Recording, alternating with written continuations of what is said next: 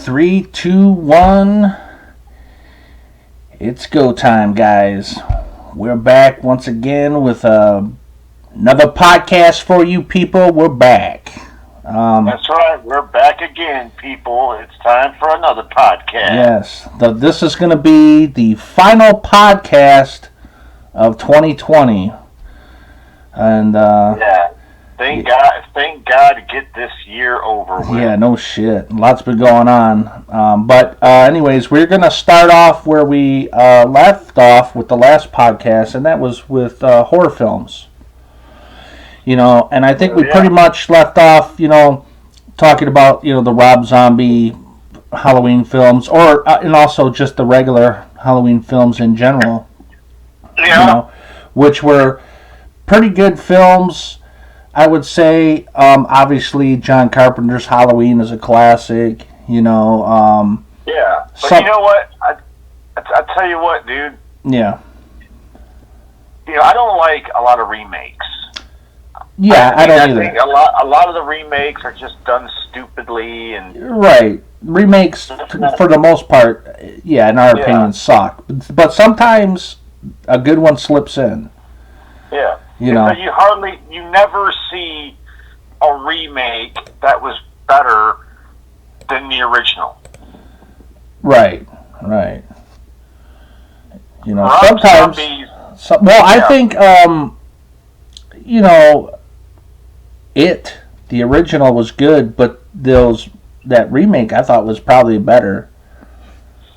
I agree. I have to say the remake was way more serious than the original. Right. Like, the original was serious, but it had that corniness about it. Like, Pennywise was more, you know, because who was it that played Pennywise? In the new one or the original? The original. I think it was Tim Curry, wasn't it? Yes, it was Tim Curry. Yeah, well, see, they had, you know, Tim Curry, who's always been comedy, go in there and play Pennywise, and he, you know, I mean, did a good job, but it's just a lot of it, he was like too, you know, like I said, it was just way too comedy. Well, maybe that's the route they wanted, I don't know. Yeah, but in the remake, he was like, you know, more serious and more scary. Well, I mean, he was also comedic in certain scenes as well. Yeah, but I mean, he wasn't as bad like how it was in the original. Right, but we were saying about Rob Zombie's Halloween remake. That was actually, I thought, pretty good.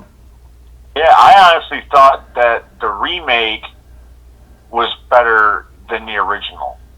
Oh, did you? I liked how they went back to the backstory of Michael Myers. Okay. You know, you never got to see in the original, like, you know, you just see him in the beginning of the original killing his sister, then being found by his parents, and then, you know, it flashes forward to him breaking out of Smith's Grove and stuff. Right.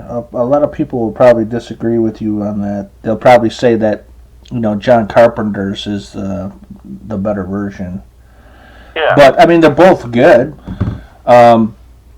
Also, we should let everybody know, before the first one, or Rob Zombie's Halloween hit theaters, a friend of ours got a bootleg copy. It was the director's unrated version we saw.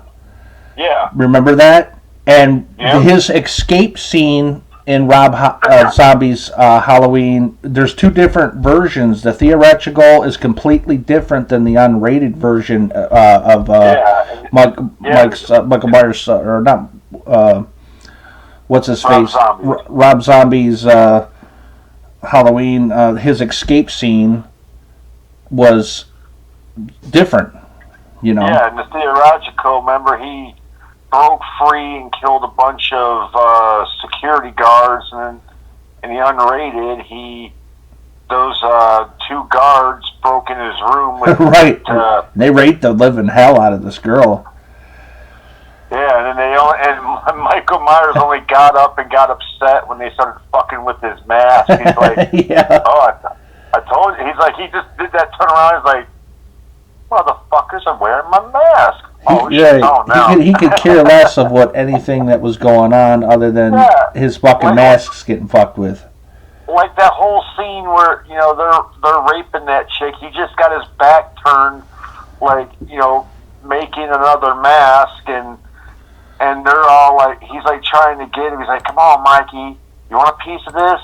Come on, man, come on, dude. And then finally, like, they start grabbing his masks and putting his masks on, and you finally just see him turn around like, you motherfuckers. Yeah. And kills those motherfuckers, man. Yeah, slams that one guy into the wall and splatters his head, and I think he snapped the other guy's neck.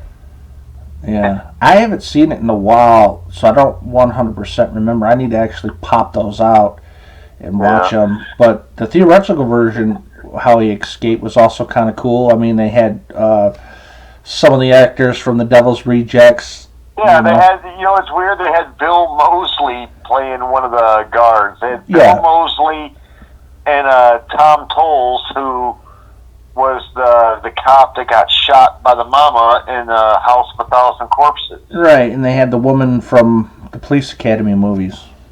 Yeah, and it was also the mama in Devil's Rejects. Right. Yeah. It was funny. You had all three of them in a Halloween movie, all getting killed by Michael Myers. Yeah, it was pretty cool. That's why I have the theoretical version on DVD, and I have the unrated on Blu-ray. Yeah, all I have is the unrated version. Yeah, I wanted both versions. That's the only way you can, you know, see the two different versions if you buy, you know, both. But yeah, those were cool films, and yeah, we seen a bootleg copy of the unrated version right, I think, before it even hit the theaters. Yeah, it was a good copy too, and I'm like, oh, this is badass. This was really cool. Yeah, but you know what though? I remember they shortened they shortened the ending where, like, the ending of the movie, like, it ended where he shot Michael Myers in the pool and, like, took Laurie out to the car, and she was like, was that the boogeyman? And she's like, I believe it was. And then, like, you hear ding, ding, ding, ding, ding, ding, ding, ding, ding. Yeah. And, like, the movie, like, ended. Yeah. I was like, wait a minute. I was like, what? Yeah, that's some cool stuff. Yeah. And then also, you know, of course, the one and only Danny Trejo's in it. Yeah. Dude, you know what? I hated Danny Trejo's death scene in Halloween. Like, yeah. Because, I mean, it was kind of a cool death scene, like, but it was like, why kill Danny Trejo? Like, Danny Trejo tried to be, like, Michael Myers' friend. Like, you know, he kind of looked after him when he was in Smith's Grove. Yeah. And, even when he's drowned, it was like, I was good to you, Mikey. Yeah. Fuck, yeah, he had no mercy for anybody. Yeah. I tell you what was funny was, I was watching that with the commentary on one time, and Rob Zombie was talking about, like, when they were reading the script, he said afterwards, like, Danny came up to him, he's like, hey, yo, Rob, why you gotta make me look like a bitch? Like, because he's like, you know, he's like begging for his life, he's like, I was good to you, Mikey. Yeah. Yeah, I think that probably should have been changed to where he wasn't there that night, you know. And he doesn't get killed, you know. I would have changed that scene. Yeah. Not only did he try to drown him, like, came close to drowning him, he let him go, then grabbed the TV and crushed his head with it. Right. I was like, was that really necessary? You know. I guess to him, he crazy fucker. You know. And Ken Forey was in it. I'm Joe Grizzly, bitch. Yeah. Yeah. And they had that nice knife fight in the fucking bathroom. Yeah. What did he say when he first came up to the stall? He's like, "Hey, buddy, I got a taco beef supreme. You talking back at me? I'm gonna be a while." Right. And he's like, "Look, buddy, if you're looking for some kind of action, you take it on elsewhere." Or he said, what did he say? I forgot what he's like. Take it on the range, or he's like, or you be one serious asshole. Yeah. Like, okay. And he's like still saying it. He's like, and he pulls out his fucking knife. He's like, okay, I see how it's gonna be. Yeah. He got fucking killed. Yeah. Killed. Big time. Got killed, and not only that, but he took his clothes. Yep, and then Rob Zombie made, Halloween 2. Yeah. Which now, you know what? Huh? If in Halloween 2, if you watch the unrated and the theatrical version, right, those two versions are totally different from one another. Well, I have, I believe, both versions. I know I have the unrated, and I think I have the theatrical as well. And I remember me and my buddy Butch, we went and seen that at the theaters many years ago. I don't. What year did the second one came out? 2009, something like that. Yeah, it was like 2009, 2010. Something like that, yeah. And, it was a good movie. It wasn't as good as the first, but, I love the beginning scene where What's-His-Face and the other guy were taking the body, and they run right into a fucking cow. Yeah, and he's like, cow! Yeah, the fucking pow. And then Rob Zombie ended up putting that guy in a bunch of his films. Yeah, and he later he wound up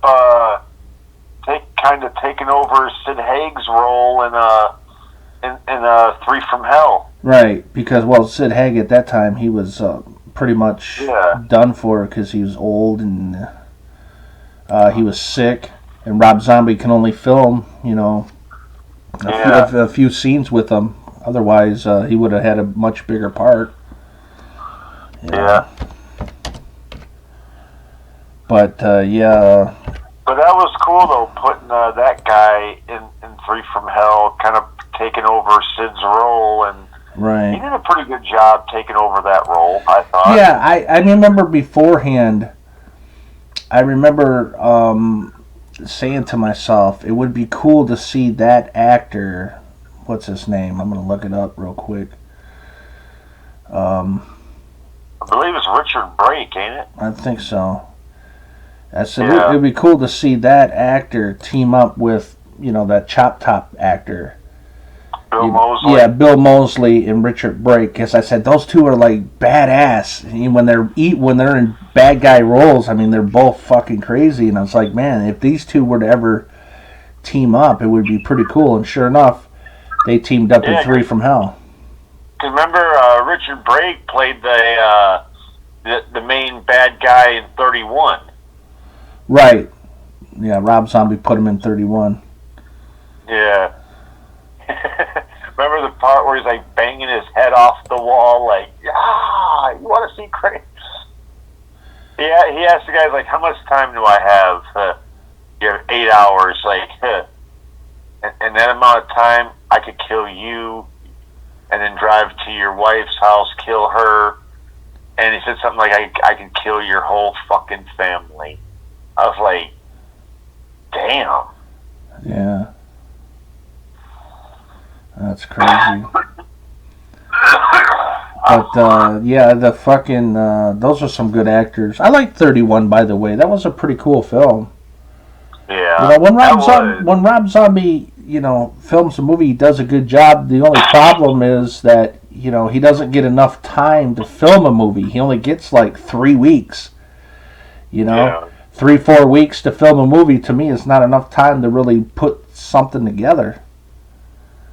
You know, That's true. it sucks, and but I mean, what he's got, you know, he's got low budget. I think, let's see here, 31 had a budget of 1.5 million, which isn't much. No, I mean, $1.5 million is a lot of money. Yeah, but not for a movie. Yeah, not when you're trying to make, you know, a big time movie. Right. I get that. And with let's see, Three from Hell, he only had a budget of $3 million, but where his older films he had millions. Let's see, House of a Thousand Corpses. Let's see, the budget on that was $7 million. So he had a much bigger budget. Let's see, The Devil's Rejects. I think he got even bigger budget for that. Now, same thing, $7 million. But still, I mean, that's a lot. That's like over double than what he's getting now. Yeah. You know? Let's see what he got. Let's see. Imagine. Halloween. Halloween, he got. Huh? I said, imagine the movie he could make with like a budget, with like a $50 million budget. Yeah, his Halloween film had a budget of $15 million, and it made $80 at the box office, which is That's pretty. a lot of money. That's pretty good. Yeah. And then Halloween 2 had a budget of, let's see, same thing, $15 million, but only made $39 million at the box office. Dude, can you imagine spending $15 million to make back $38 million? Hell, I wouldn't bitch about that either, man. True, but it costs money to advertise and all that. So I don't know if they cut even or made a profit.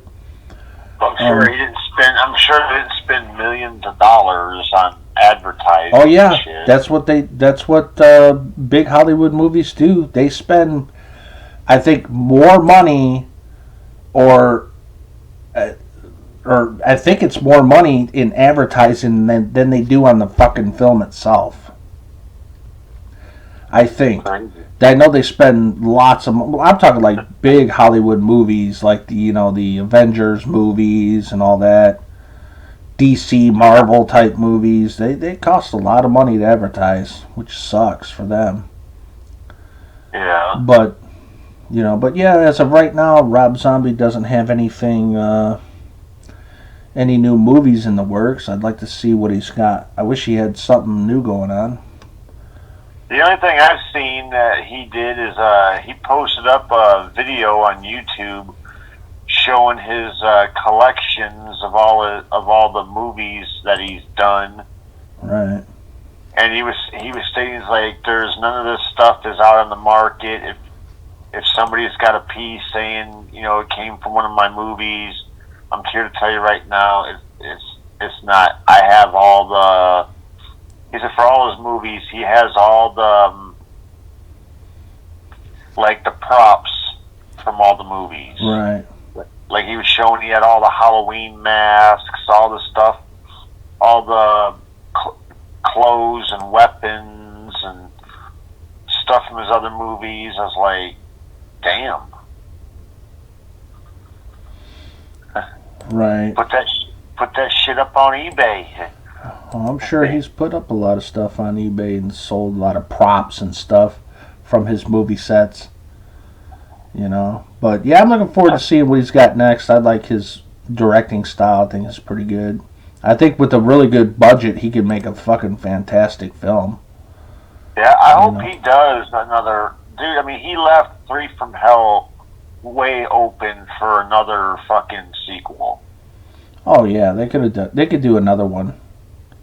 Yeah. Maybe this time, if they do another one, they'll bring back DDP, and he can try to get revenge. They should have had DDP and Danny Trejo, because it would have made more sense Right. to have DDP rather than Danny Trejo, because I mean, DDP is the one that beat the shit out of him and threw him through the window, and down.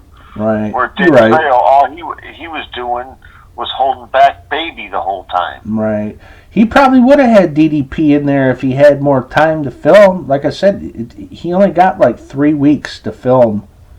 Three from Hell. Yeah. Something like that. 3-4 weeks. So maybe Diamond Dallas Page probably didn't have time to work in his schedule. At that time is what I'm guessing. Or else or he'd have been too busy doing his DDP yoga.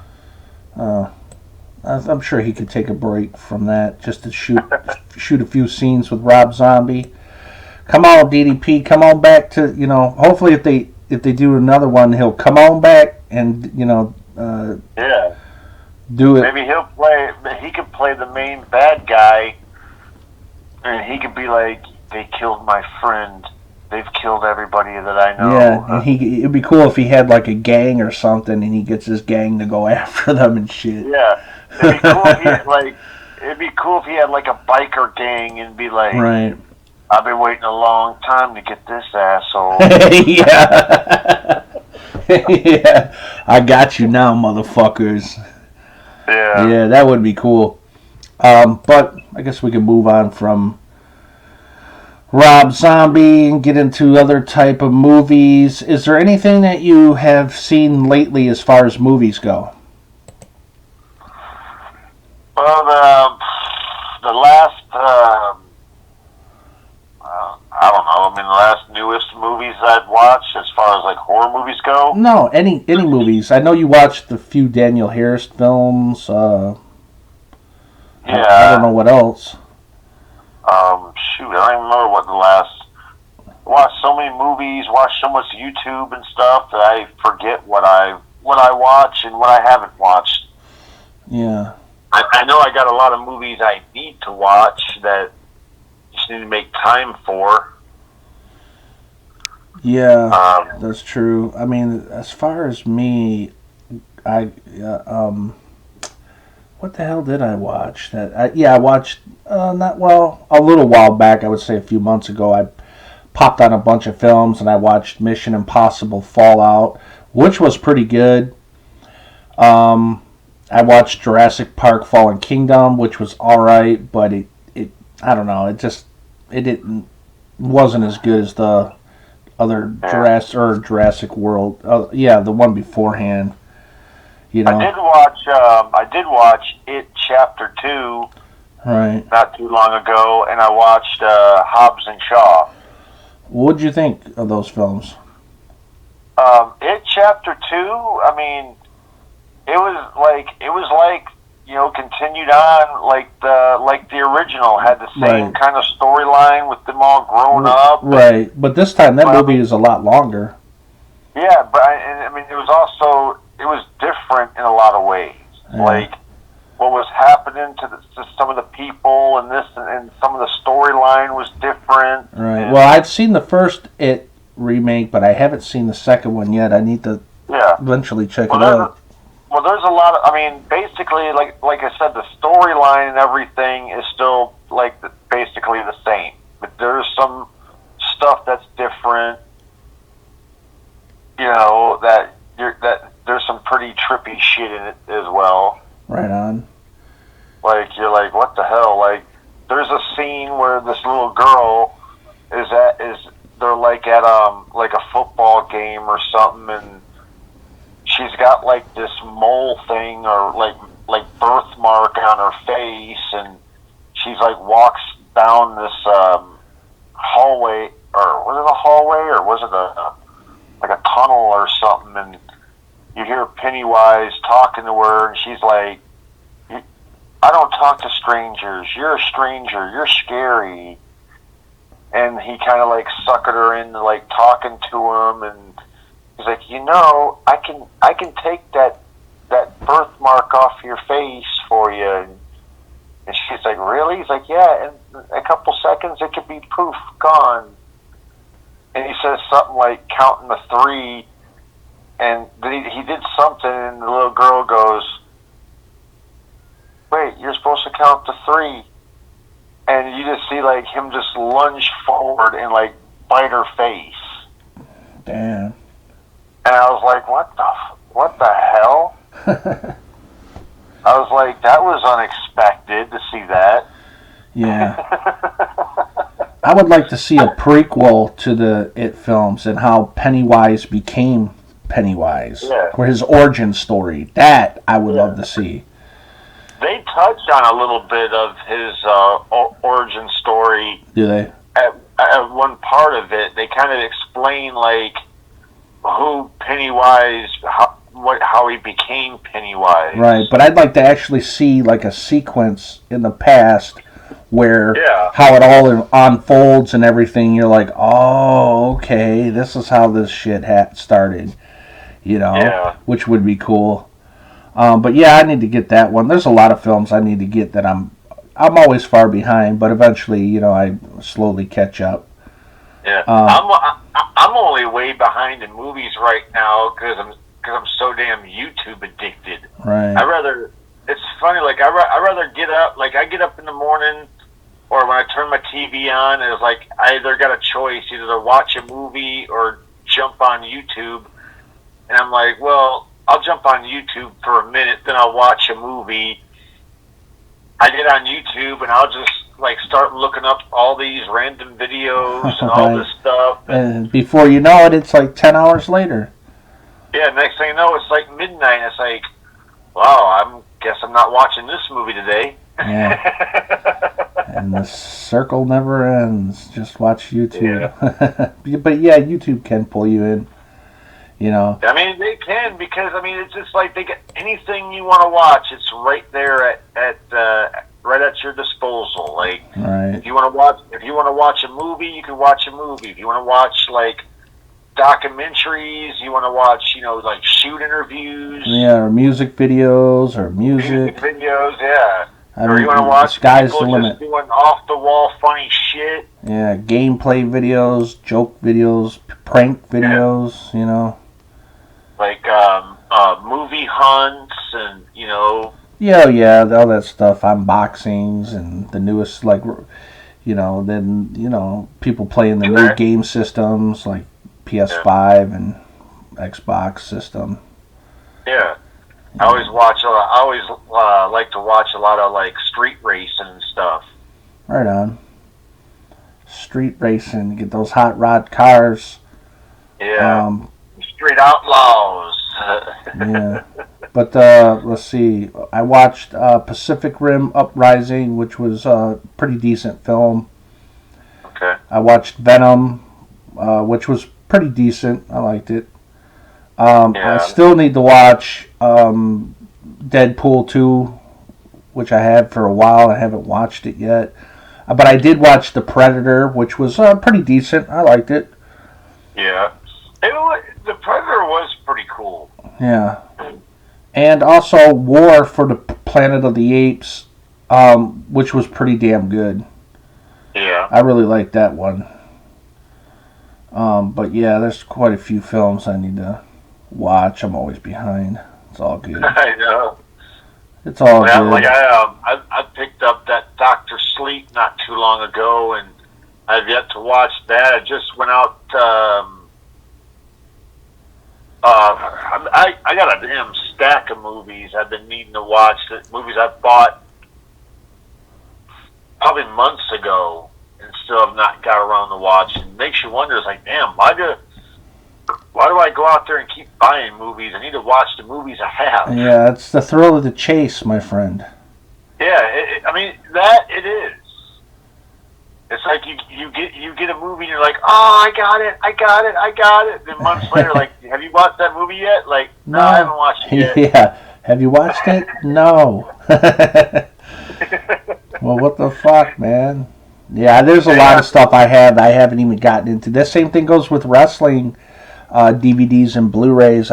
There's a lot of them I got, but I haven't gotten into yet. Yeah. It's the thrill of the chase. Yeah. It is, man. Like, that's why I like going to like flea markets and pawn shops, because you never know what you're gonna find there. I mean, like, you pretty much know what's like at Walmart, like what movies are gonna have at Walmart. Right. But when you go to like a pawn shop, or you go out to like a flea market or a yard Yeah, sale, you never know. and you're just like, man, what are they gonna have? What are they gonna have? You know, Right.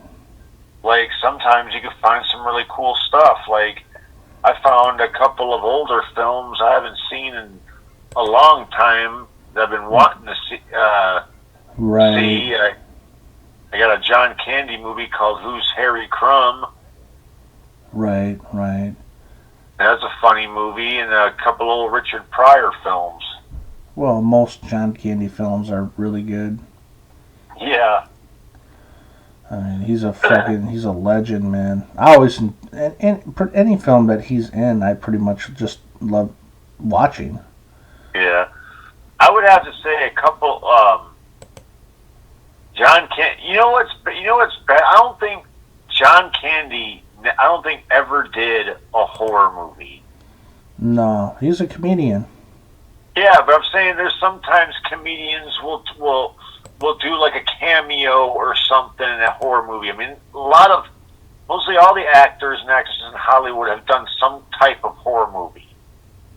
But you never see, like, every movie that John Candy ever did he did strictly comedies.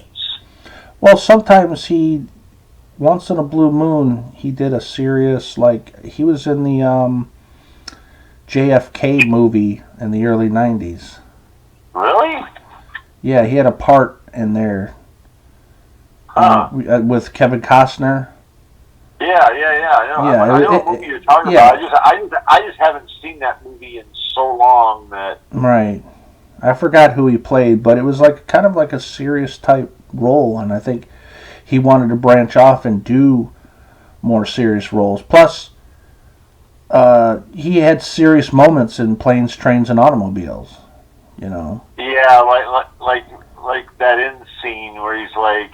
You know, He's like, I ain't got a home. You know. Yeah, he's like, I haven't been home in years. Yeah, his wife passed away. That was fucking sad, dude. Yeah.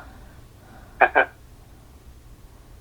was cool, though. I mean, you know what? I mean, he did, like, Planes, Trains, and Automobiles, I would have to say, was probably, if I'd had to pick a John Candy movie, if somebody would just say, hey, name a John Candy movie right off the top of your head, I would always have to say Planes, Trains, and Automobiles. Yeah, that and Uncle Buck. Or The Great Outdoors. And, Stripes and Spaceballs. Spaceballs, yeah, when he played the damn Barf. half man, half dog. Right. It was a really good film. I really loved that movie. Even though he wasn't the main star of the film, his role was great. Well, any John Candy role was always cool. Yeah. Great comedian actor. Hell yeah. Too bad we lost him in the early 90s. And then we lose Chris Farley in the late 90s. Yeah. You know? What the fuck? You know what's weird? Like, Chris Farley was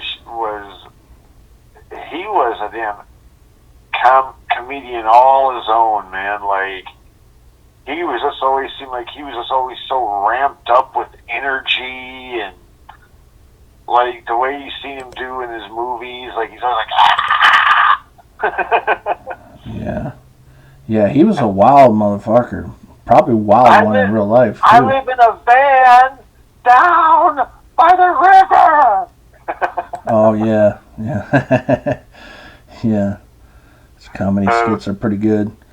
I remember I seen Beverly Hills Ninja at the theaters, and that was really good. Oh, yeah. You know, I'm not sure if that ever got a Blu-ray treatment, but I'd like to get that film. I think I have it on DVD, but I wish I'm not sure if they got a Blu-ray treatment or not. If they do, I'm going to get it. Yeah. Chris Farley is another person that played a lot of funny roles, man. Like, it's like, even not in main roles, like, remember he did a couple of movies that he just did like a small role in, like, like Billy Madison, where he was the bus driver, or Oh yeah, yeah. He's like, I'll pull this fucking bus over or something like that. When they threw something at him.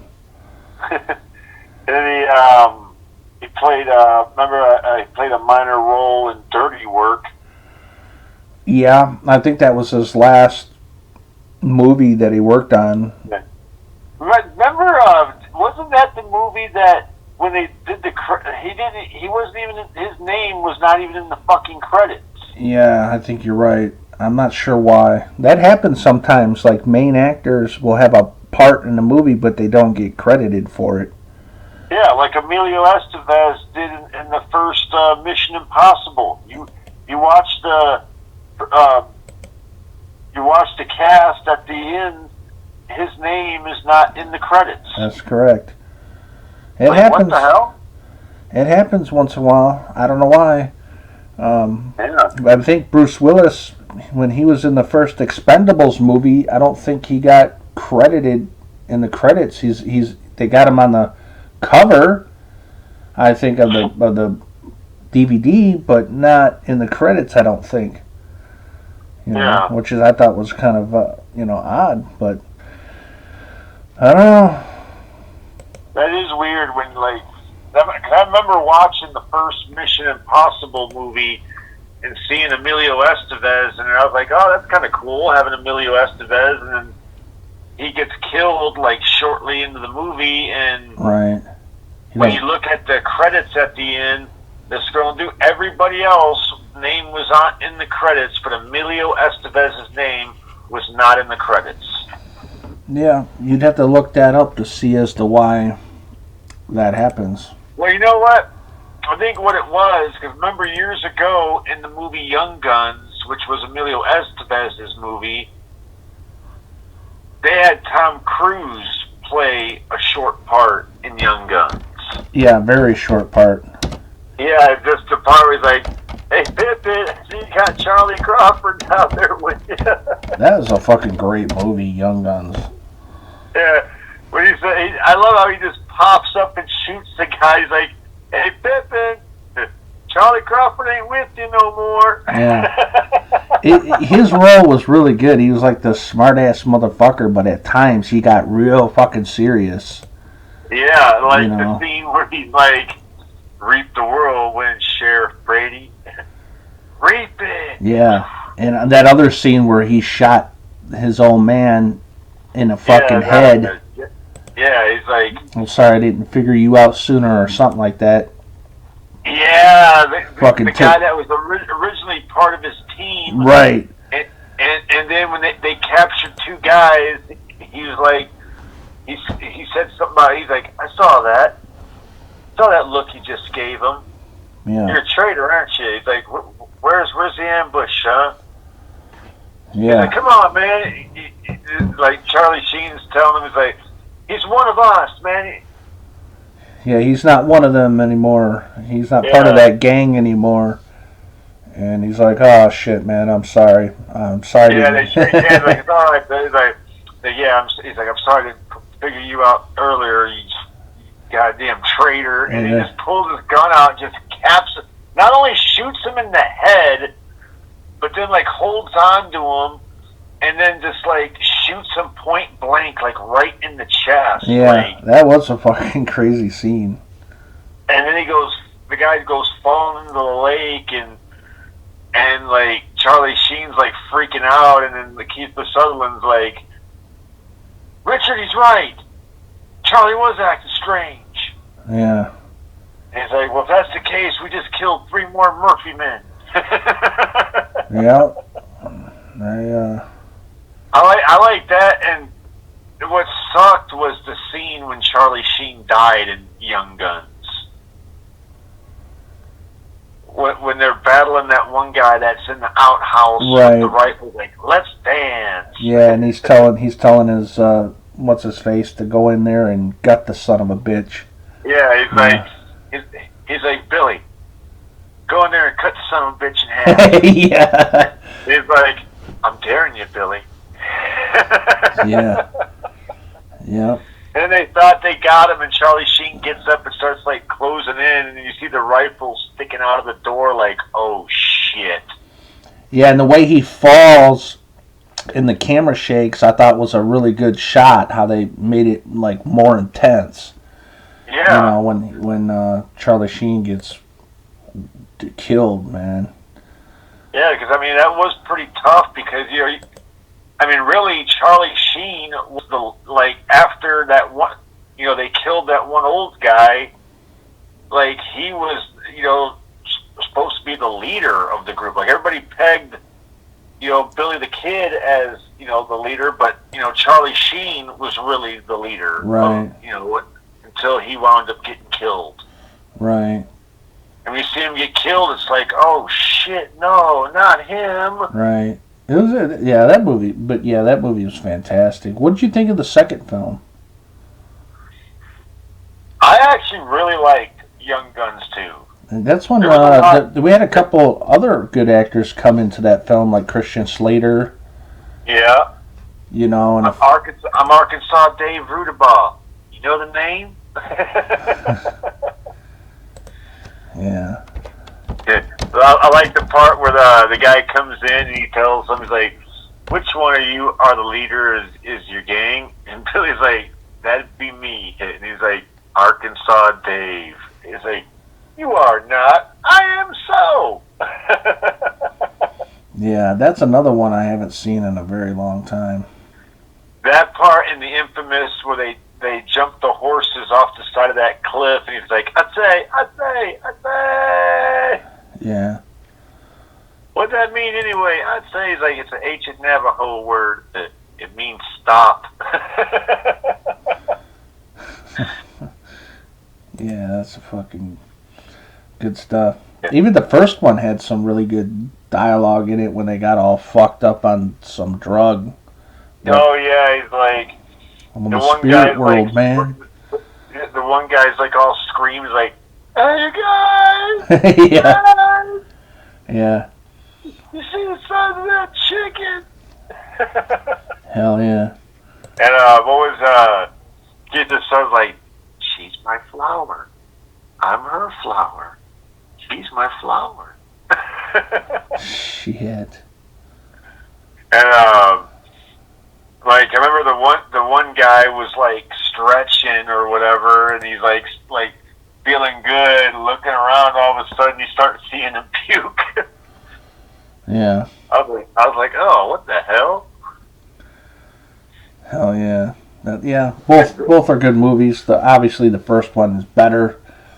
Yeah, but I mean, part two had a lot of like kind of like really funny dialogue, like when Emilio Estevez he disguises himself as like the lynch mob to get, you know, Keith Sutherland and Lou Diamond Phillips back in his group, and they're playing like lynchmen, and as they're walking off, Keith Sutherland he's like I'm a school teacher from the city of New York, and he walks and he's like, I'm a school teacher from the city of New York. And he starts like his laugh, and he pulls his mask off and goes, howdy Dot, how your drawers?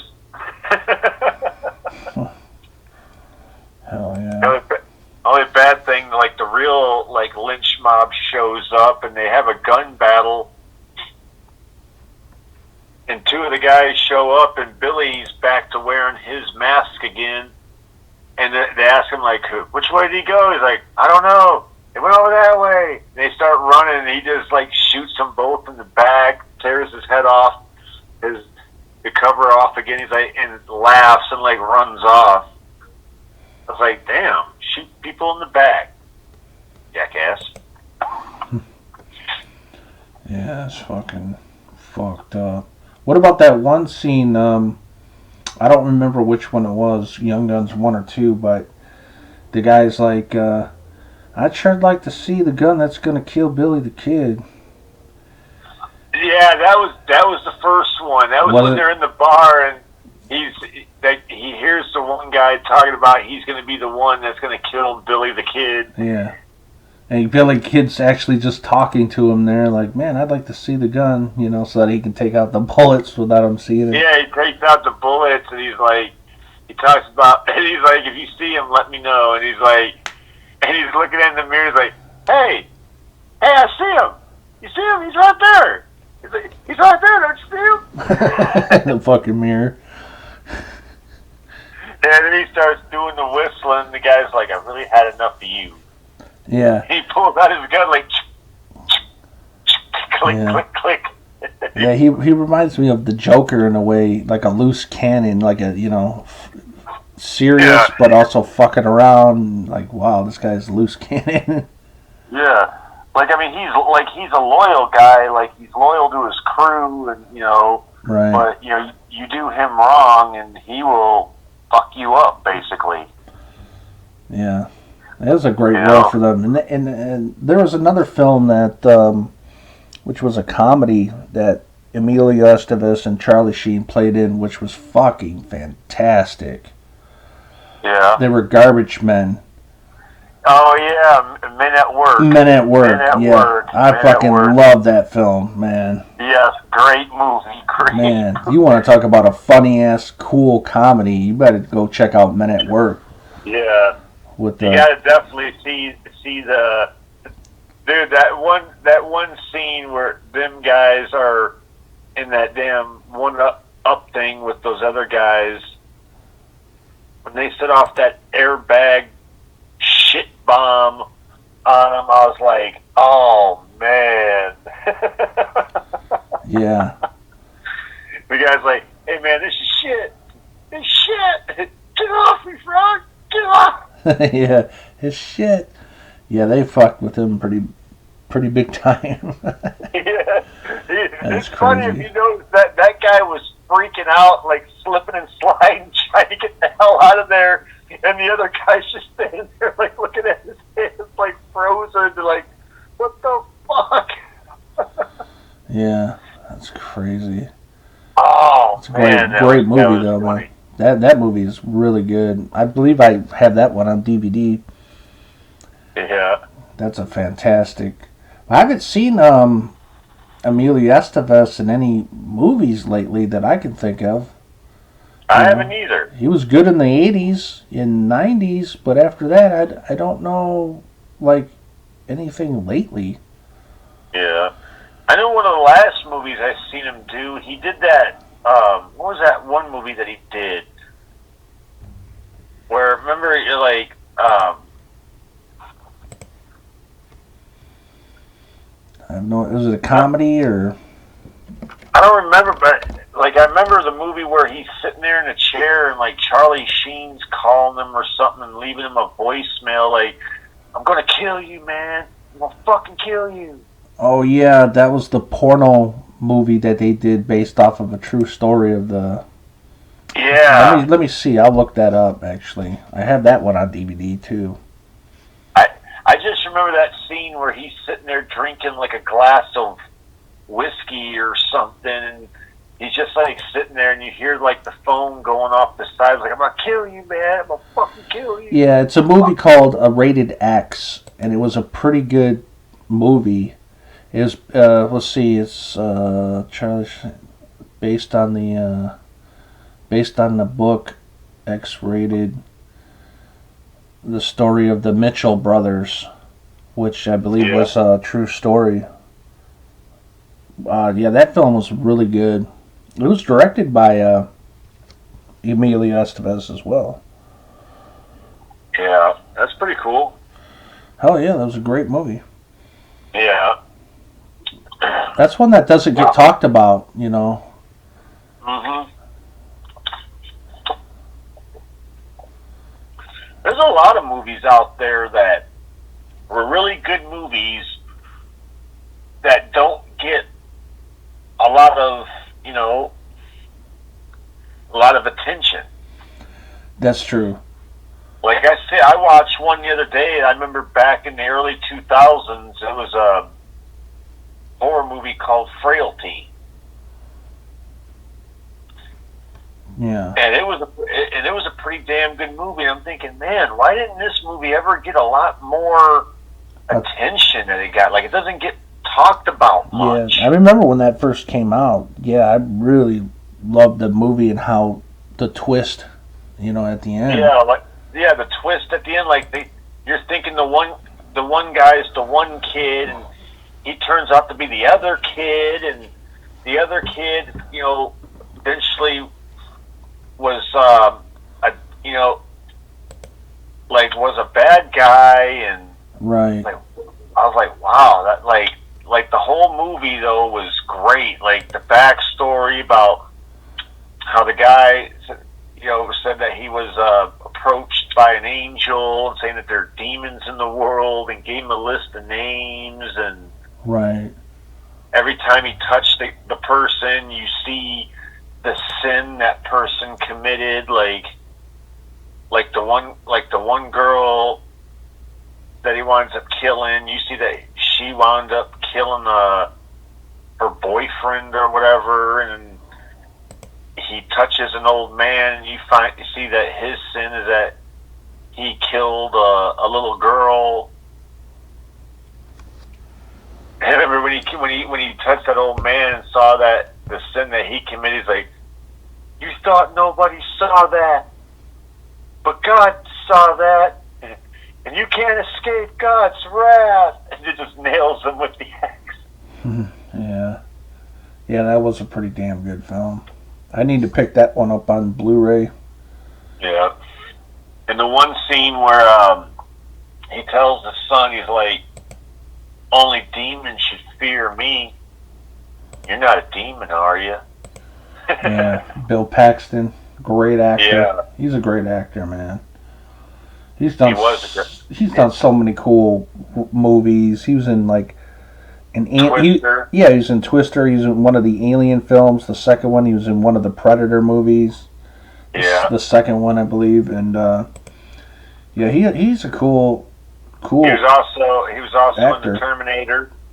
Yeah, he was in the first Terminator. Yeah. He got fucked up. He got really fucked. He got fucked. He got himself dead. Yeah. Which is a classic film. The only thing now I don't like about Terminator is like the newer DVD versions of it or the Blu-ray versions of Terminator. They changed the fucking gunshot sounds, and I hate that shit. Like they should have kept the original VHS sound because right, it's not the same movie now. Yeah, when you watch the sound in the VHS, the shotgun, like there's a battle scene where like Michael Biehn and Arnold are like driving in cars and they're just firing these shotguns back and forth at each other. It's garbage. In the VHS version, they sounded way more badass. They sound like real shotguns. Right, and the newer version, it sounds like pop art garbage. Yeah, they sound like fucking laser guns. So like, pew, pew, pew, pew, pew, yeah, it's like, man, get the hell out. If I was James Cameron, I'd say, all right, that's out, and we're going to release a newer version with the original gunshot sounds. We ain't changing that shit up. Yeah. I hate, who the fuck does that? You know what I mean? You know what they did? They did the same thing in Smokey and the Bandit. Did they? Yeah, in the original VHS version, the car, they used real like vehicle sound. Like when the car's doing a burnout, you hear the car like wah, and certain other like sounds, car sounds that sounded badass in the VHS version. When you watch the DVD now, they changed the fucking noises that the car was making. So, yeah, I hate that. If you're going to do that, they should at least give us the option to listen to the original sound. Yeah. Don't fucking just change it. The original sound of the car in Smokey and the Bandit, just like the original shotgun sounds in the Terminator, were fucking badass. Right. It's like, leave it alone. If something's good, don't mess with it, Yeah. So that's what pisses me off about having, because I have the original Terminator on Blu-ray, but it only comes with that pop art garbage. The fucking fucking laser guns. Right. It's garbage, and I'm just like, damn it! Now I got to go back and find the special edition DVD one good thing where it about had both. Or I think I still have it on VHS as well. So.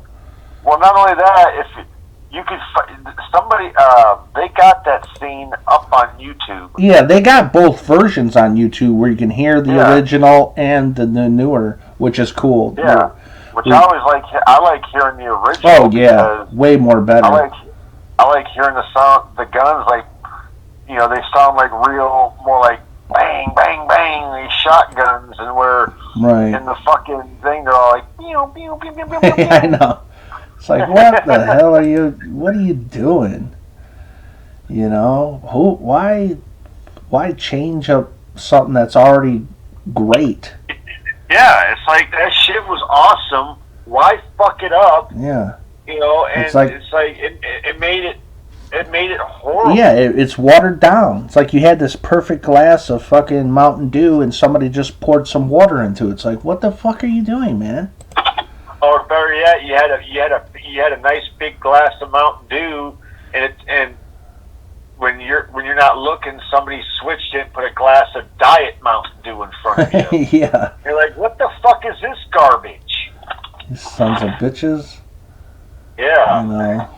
That sucked, but hopefully, if it ever gets released on 4K, that they will keep the original sound effects, which the original Terminator really does need a nice. It would be cool if they got a nice 4K treatment. Yeah. I think that would be kick ass. A 4K treatment, but keep the original VHS sound effects. Exactly, the original gunshot sounds, and then we're good. I'll buy that in a heartbeat.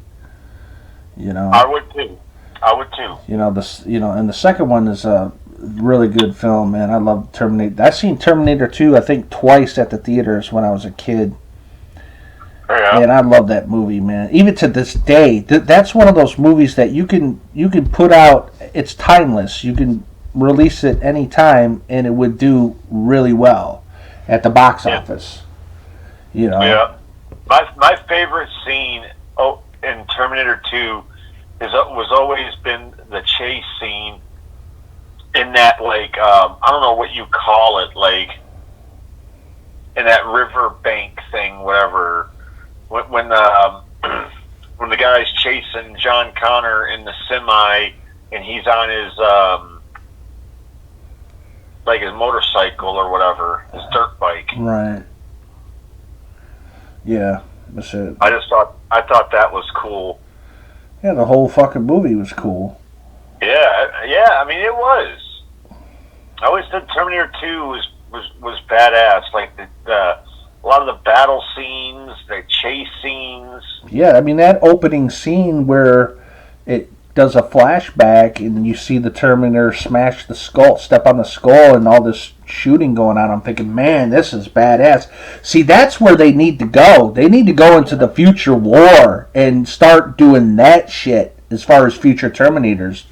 Yeah, because them keep going back. Let's keep going back to the past. Yeah. Keep going back to the past. Going back to the past. Yeah, because for years, all they've been doing is milking the Terminator franchise, and it's the same old thing where, a human goes back to the past to save somebody, and a Terminator is also sent back to chase them. And it's just that we've seen this time and time again. It's like, look, this shit's dead now, man.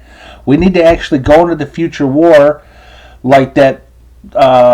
Which one was it? It was the one that came out in 2009. Wasn't that Salvation? I think so.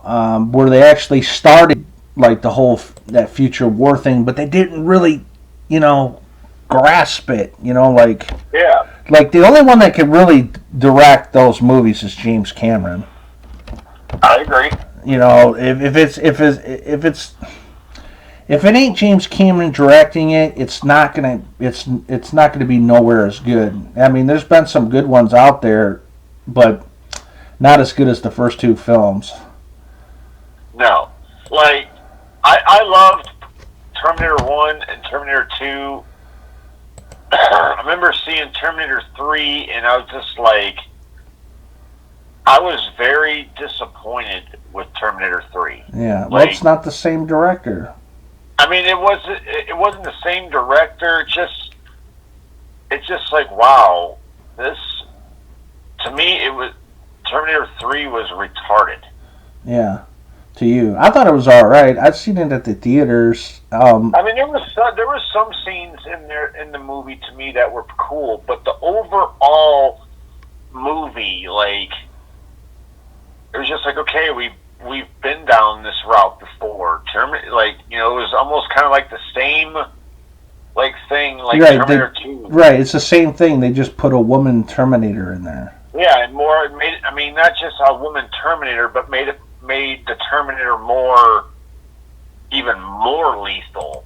Like it could still and be the liquid metal form, and have, you know, way more weaponry. Yeah, and that's all we've been getting is these like liquid type Terminators. I want to go back and see the old school metal Terminators again. You know, not this liquid ass shit. Have another Terminator like fucking Arnold. Yeah, and that's another thing. You notice in every Terminator film, Arnold, half of his face always gets shot off around the end of the movie, and they do that with every film. He winds up. Yeah, I know, he dies in every fucking film, dude. No, not just that. Like, half of his face gets shot off in every Terminator film. They do it every time. It's like, what the fuck? You guys can't think of something new to do? But they always got to shoot half his face off to show you, like, hey, look, he's not a human. He's a real life Terminator. Right. It's just like, jeez, man. Like I said, I haven't watched Terminator. Let's see, the newest one, Dark Fate yet, and it looks good, but it also feels like the same thing. Like, oh, just go to the past. Basically, what I can tell you about it's kind of like a reboot. Basically, like you know, at the beginning they finish off the storyline with John Connor. Like, they make it appear that the Terminator, shortly after the second one, when they thought they had ended the war, the Terminator came and killed John. And it's like, in this one now, it's like, oh, there's a, like, you know, because they did that, they stopped that company, but oh, another company started up, and it's like, oh, now we're going to send the Terminator back after this girl because she becomes the new John Connor. Yeah, it's like, what the fuck?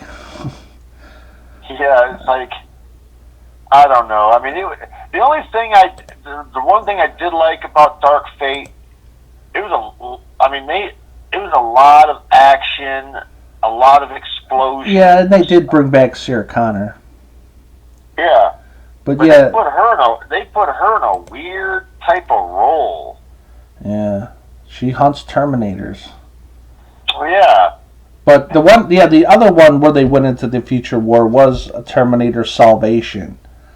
Yeah. You know, which I did see at the theaters, and I liked that film, but they didn't really grasp what James Cameron could do, you know. Yeah, that's true. You know, but that besides that film, every film, I should say, it's liquid Terminators chasing humans, you know, and a metal Terminator's there to help stop it. It's like, come on, this is old now. It's always Arnold. You know what? You notice the Terminator is always Arnold. Like, it couldn't be like, oh, there's a new Terminator that's gonna join the party. Right. It's it's played its course, and now it's like, all right, let's go into the fucking future. Like, if I was rich, I would pay James Cameron to do a future war trilogy. You know? Yeah. And let's go into that bitch, and let's see how the fucking Terminators were made and all this shit, and how the future war started, and then you could get into the liquid Terminators maybe like in the third film or something like that. But I want to go back. I find the metal Terminators way more fascinating than these liquid ones. You know, because these liquid Terminators are like fucking almost unstoppable. You know, it's like, come on, what the fuck? Yeah, like when you ever get to the chance to watch Dark Fate, that's basically the same way the Terminator is in Right. Dark Fate, like completely unstoppable, has all these Right. And there's like flashbacks of the future war in this and Dark Fate as well. It's like, yep, we've seen this before, people. You know. I tell you what was out of all the Terminators, one scene that really was really shocking in the Terminator movies was in Terminator 2 when they did the dream scene of Sarah Connor where she walks up to the fence and sees all the kids playing in the playground, and like she sees herself with like a baby John Connor, and they're all like, and all of a sudden like you see like this big flash and everybody starts burning, and you see like Sarah Connor against the fence like burning, and then the big like wave that comes in destroys everything, and you see it just like rip her apart, like just like tear her skin right off her, to where you just see like her skeleton left, and then she wakes up like Jeez. I thought that scene, that fucking scene was like, whoa, that's crazy. Yeah. But I'm sure, like you said, Terminator Dark Fate, it has a lot of action, right? It definitely has a lot of action. Yeah, that's what I like, man. Sometimes I don't really give a shit about the story. I just want to see a lot of action, just like Mad When you watch Terminator Dark Fate, you're gonna get your wish on that one, because it's basically like non-stop action. Yeah, sometimes I like that, like the Mad Max, the newest Mad Max movie, where it was just pretty much just wall to wall fucking action. Yeah, you know, which is cool. I tell you what, out of all the Mad Max movies, my number one favorite Mad Max movie would be The Road Warrior. Right on. That was just because that's more, you know, my taste and style of movies. I love car movies. Like I love long ass chase scenes, and you know, and that movie with a lot of, you know, had a lot of them car chase scenes, like the big scene at the end where they're chasing the tanker truck, and man, even that movie had its shocking moments. Yeah. Like when they kill the two main bad guys at the end, the one guy is hanging on the front of the truck, and he turns around and looks, and he sees the main humongous guy like coming right at him. Right on. I was like, dude, you know how bad that guy probably had to be taken out, because I mean, he's basically between the rig and that guy's car. Like, he's going to be the first thing that truck's going to hit.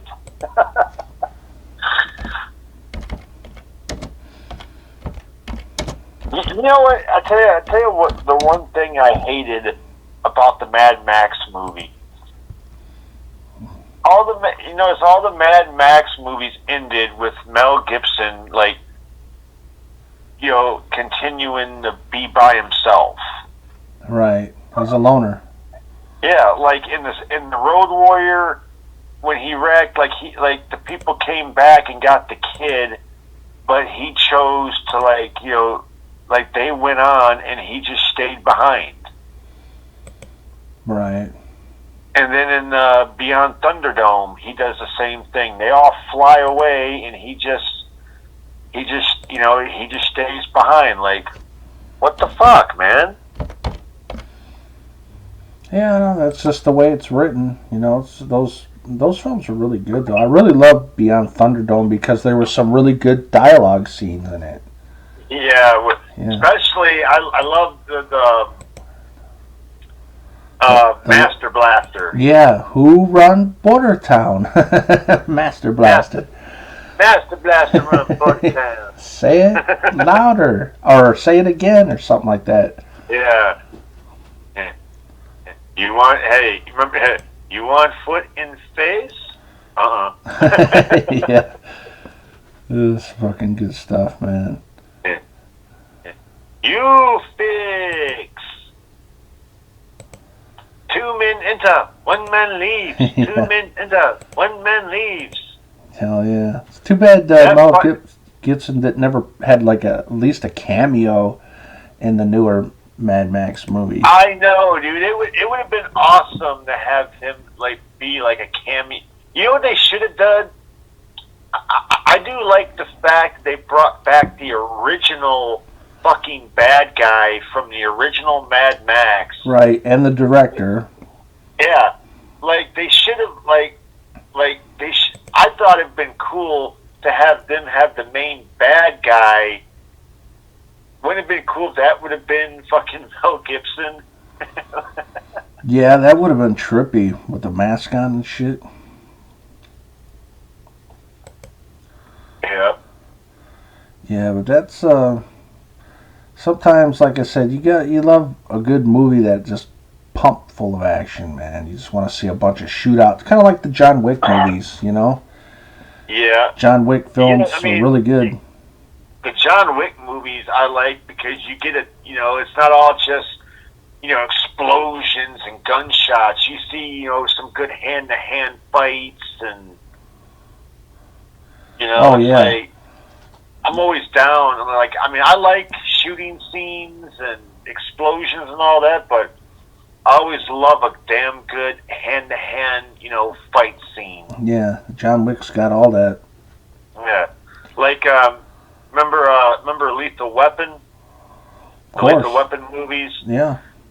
I love that fight scene at the end of Lethal Weapon between Mel Gibson and Gary Busey. Yeah, in the rain.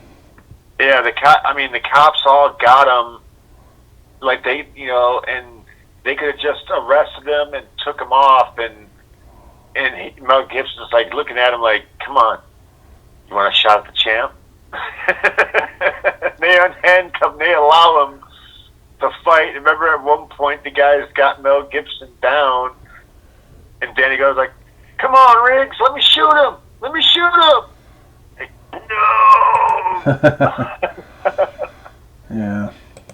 He beats the shit out of him and then starts to walk away, and he gets up, and Gary Busey gets up, tries to grab the gun from the one cop, and they turn around last second and shoot the shit out of him. Yep, he had to go. He had some good dialogue in that film as well, Gary Busey. Yeah. Like, what about the scene where they're torturing Mel Gibson, and he's telling him about the guys like so and so here. He's forgotten more about pain than most of us will ever know. Yeah. He's got like those shocking like sponges or whatever, and he hits him with it. He's like, ah! Yeah, that must have fucking hurt. Oh shit. Oh yeah, that's all those movies are really good, especially the director's cuts of the first 3 Lethal Weapon films. Don't you have the director's cuts on DVD? I sure do. I have the whole Lethal Weapon 4-pack that has all of them. I don't think 4 came in a special edition. I think just was 1, 2, and 3. Yeah, the 4th one, there was never a director's cut for the 4th one. Yeah. Just the first 3. And as far as I know, they never put the director's cuts on Blu-ray, which they need to do. Yeah. Or at least put them on 4K, because I don't think they never even released them on the Lethal Weapon films on 4K yet. I'm sure they will get a 4K treatment at some time, and I hope when they do, they're smart enough to put the director's cuts of the first 3 films on there. Yeah. That's when I buy them. I'm looking at my 4-pack right now, and it says, 1, 2, and 3 are director's cuts, and 4 is just a regular version. Yeah. That's cool. But yeah, the Lethal Weapon movies, another great set of movies if you like good ass action movies. Yeah, and really good like dialogue as well. Yeah. Good scenes, you know. A good buddy cop movie. Mel Gibson trying to talk to one guy down on the ledge, and he's like, "Do you really want to jump? Do you?" Yeah. Well, come on, then, asshole. Let's jump. I feel like jumping. He's like, no, man, no. Yeah. He wanted to jump so bad, and then he got his chance, and then he, like, after he jumped, this guy's crazy. Get me out of here. They landed him. He's like, this guy's crazy. Come on. He's like, come on. That was fun. Let's go do it again. Yeah. I was like, oh, man. And that scene when they go in the store, and he's telling them, he's like, asked him, he was like, are you really crazy? He's like, what do you want to know, man? You don't think I think about eating a bullet? He's like, he reaches into his pocket, he's like, I got a special one picked out, look, a hollow point. It'll blow the back of my head off. He's like, do the job right. And he winds up handing him his gun, he's like, put it under your chin. The bullet might go through your ear or something. It won't kill you. Yeah, or in your mouth. He's like, yeah. He's like, yeah. He's like, yeah, under the chin. Yeah. And he's like, they're staring at you. You see the fucking seriousness in their eyes, and you see the trigger, him like slowly like mashing the trigger, and he realizes, and then Danny Glover like realizes he's gonna shoot himself. Yeah, he stopped him. Yeah, he's like, you're not trying to draw psycho pinching. You really are crazy. Yeah, he was. And I love Mel Gibson's response when he's just like, I'm hungry.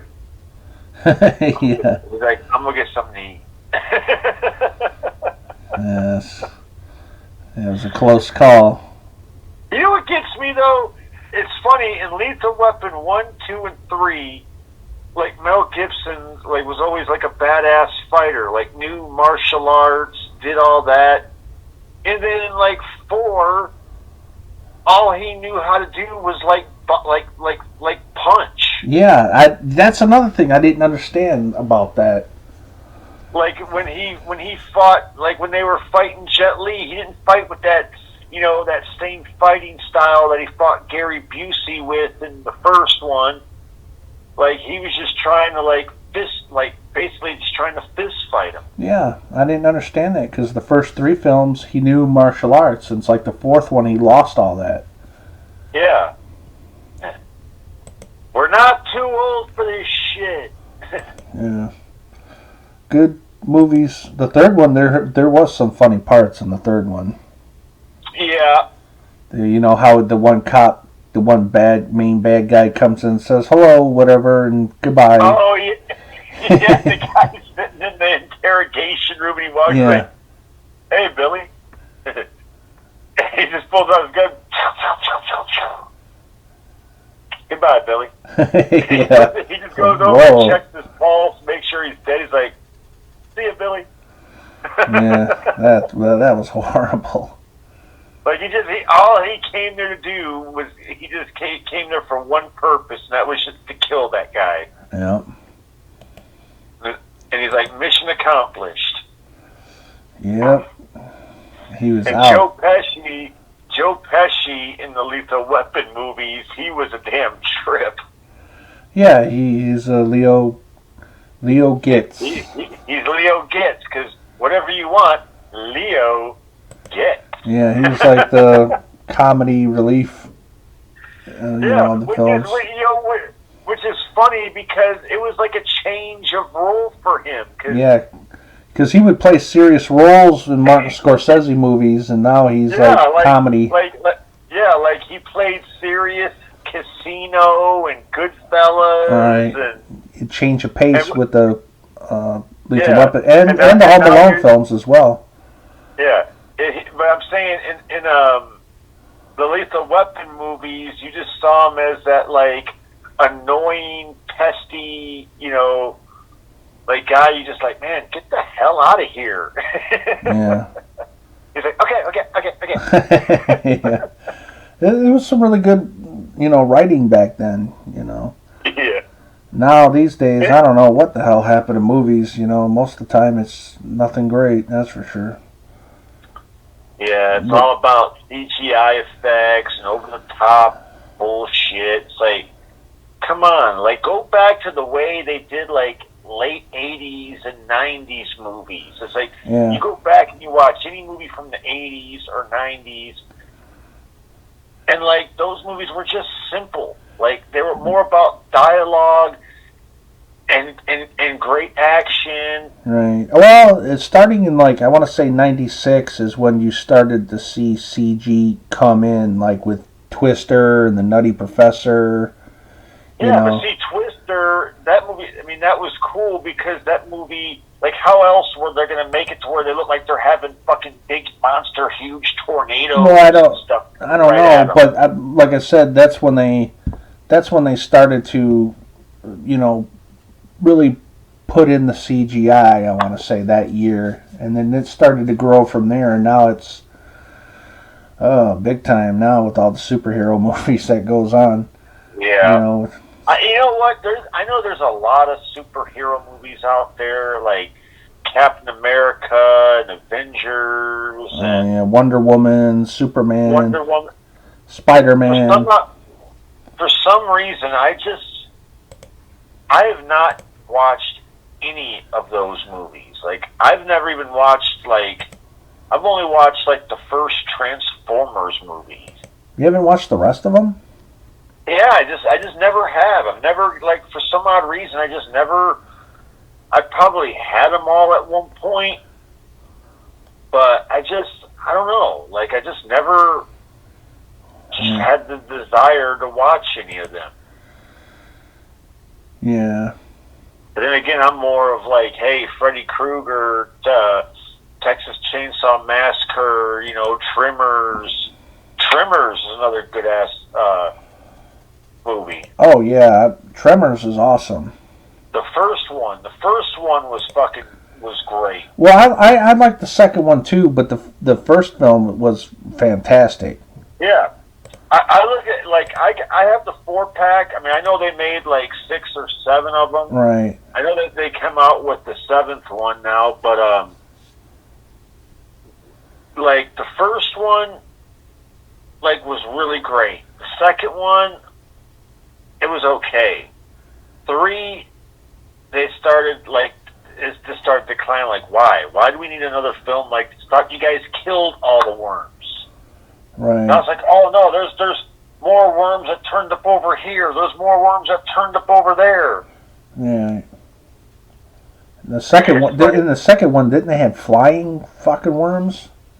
No, the flying things came out in 3. Well, what was the second one? Where they can run on land or something?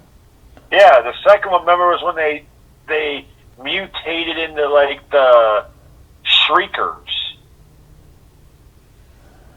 Yeah, I vaguely remember the second one on up. I need to watch them again, but they just all seem to kind of go corny.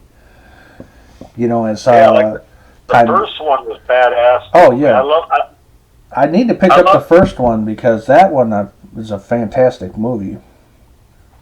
Kevin Bacon and Fred Ward played like a perfect team. Oh yeah. I liked how they always, anytime like they had to make a choice on something, they always did the rock, paper, scissors shit. Right. Oh yeah. And they had a lot of good dialogue scenes. Like there was what was that one scene when they're getting ready to, like, they're hooking up that pipe, that thing, and that takes the shit out of that drains out your septic tank, and they're talking about, like, it's like doing jobs like this keep us here, are keeping us here. And he's like, we're only here because you're dragging your feet. He's like, you have the gall to sit there in broad daylight tell me that I'm the reason we're still in perfection. Like, you know how close I am to leaving this place right now? It's like, I call you a little bluff. How close? And the damn shit pipe breaks and sprays shit all over them. And next thing they're packing. They come walking out their trailer with all their shit. Like, don't forget TV. Why you take that vacuum cleaner for, man? I like this vacuum cleaner. Hell, you never use it. Well, it's good for parts. Who knows? Maybe we'll hire a maid. And he's like, what do you think about that? He's like, get in the truck. I like the one part where Kevin Bacon's like, "What the hell was that? What do you mean? What the hell was that?" Oh yeah, when they stop and they're looking for the one guy and they move his hat and they see his head like sticking out of the dirt. It's like, what the hell's going on? I mean, what the hell is going on? Oh yeah, that's what he says. Yeah. That's like one of those what the fuck moments, That was great. I like the scene when they arrive at this one road and all the boulders are covering over the road and they're looking around like, hey, where are you guys? Like they ain't like there's another road, assholes. And they spot the bloody helmets and stuff, and he's like, no. Yeah. And they jump in the truck and they get out of there and they back into the wall, which I think one of the things comes out and grabs the truck and stalls it out. And he's telling Kevin Bacon, like, you're hung up. He's like, I am not. and he's like trying to pull out, but the truck's stuck. He's like, you're hung up, I tell you. You gotta burn the clutch.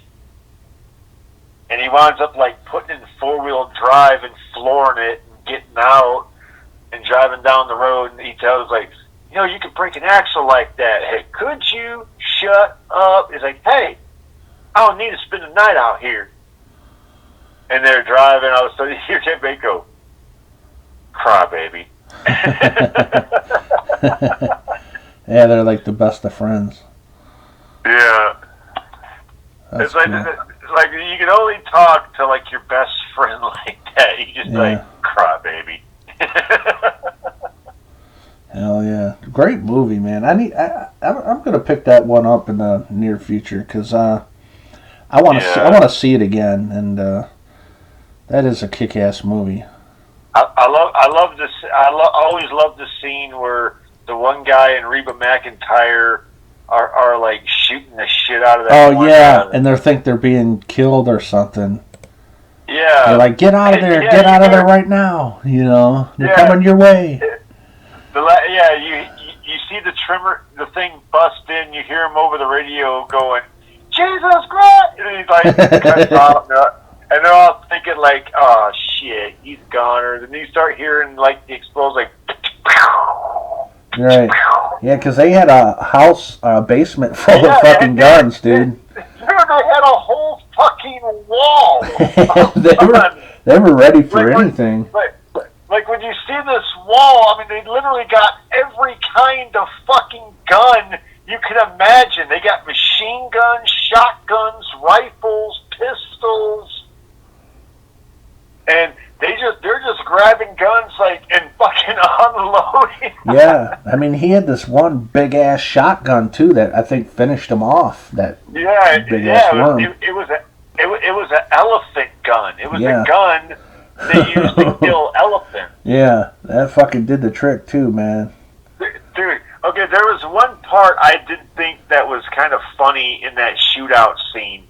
There's a scene where like the guy is like got like this big ass 12 gauge shotgun and he's just capping off round after round with it, and you see the guns that his wife's got and she's got like 2 fucking pistols like fire, like what the fuck, he's firing this big ass shotgun and you got 2 fucking pistols. Yeah. And then when he goes after the elephant gun, her last gun of choice, she grabs a fucking flare gun. Yeah.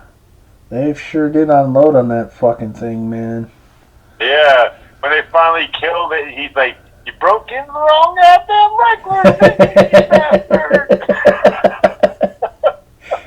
You bastard! Oh, that's great. Yeah. He's like, "We killed it. We killed that mother humper. Come on." He's like, "It's a good job." But I repeat, there are two more. Repeat, two more mother humpers. You see him in the next scene getting up on the roof. Yeah.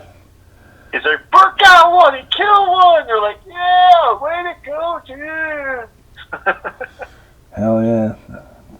Great movie. Like I said, I think you said you had the 4-pack. Yeah, I have the 4-pack of the first 4. Now, is it the 4th one like a prequel?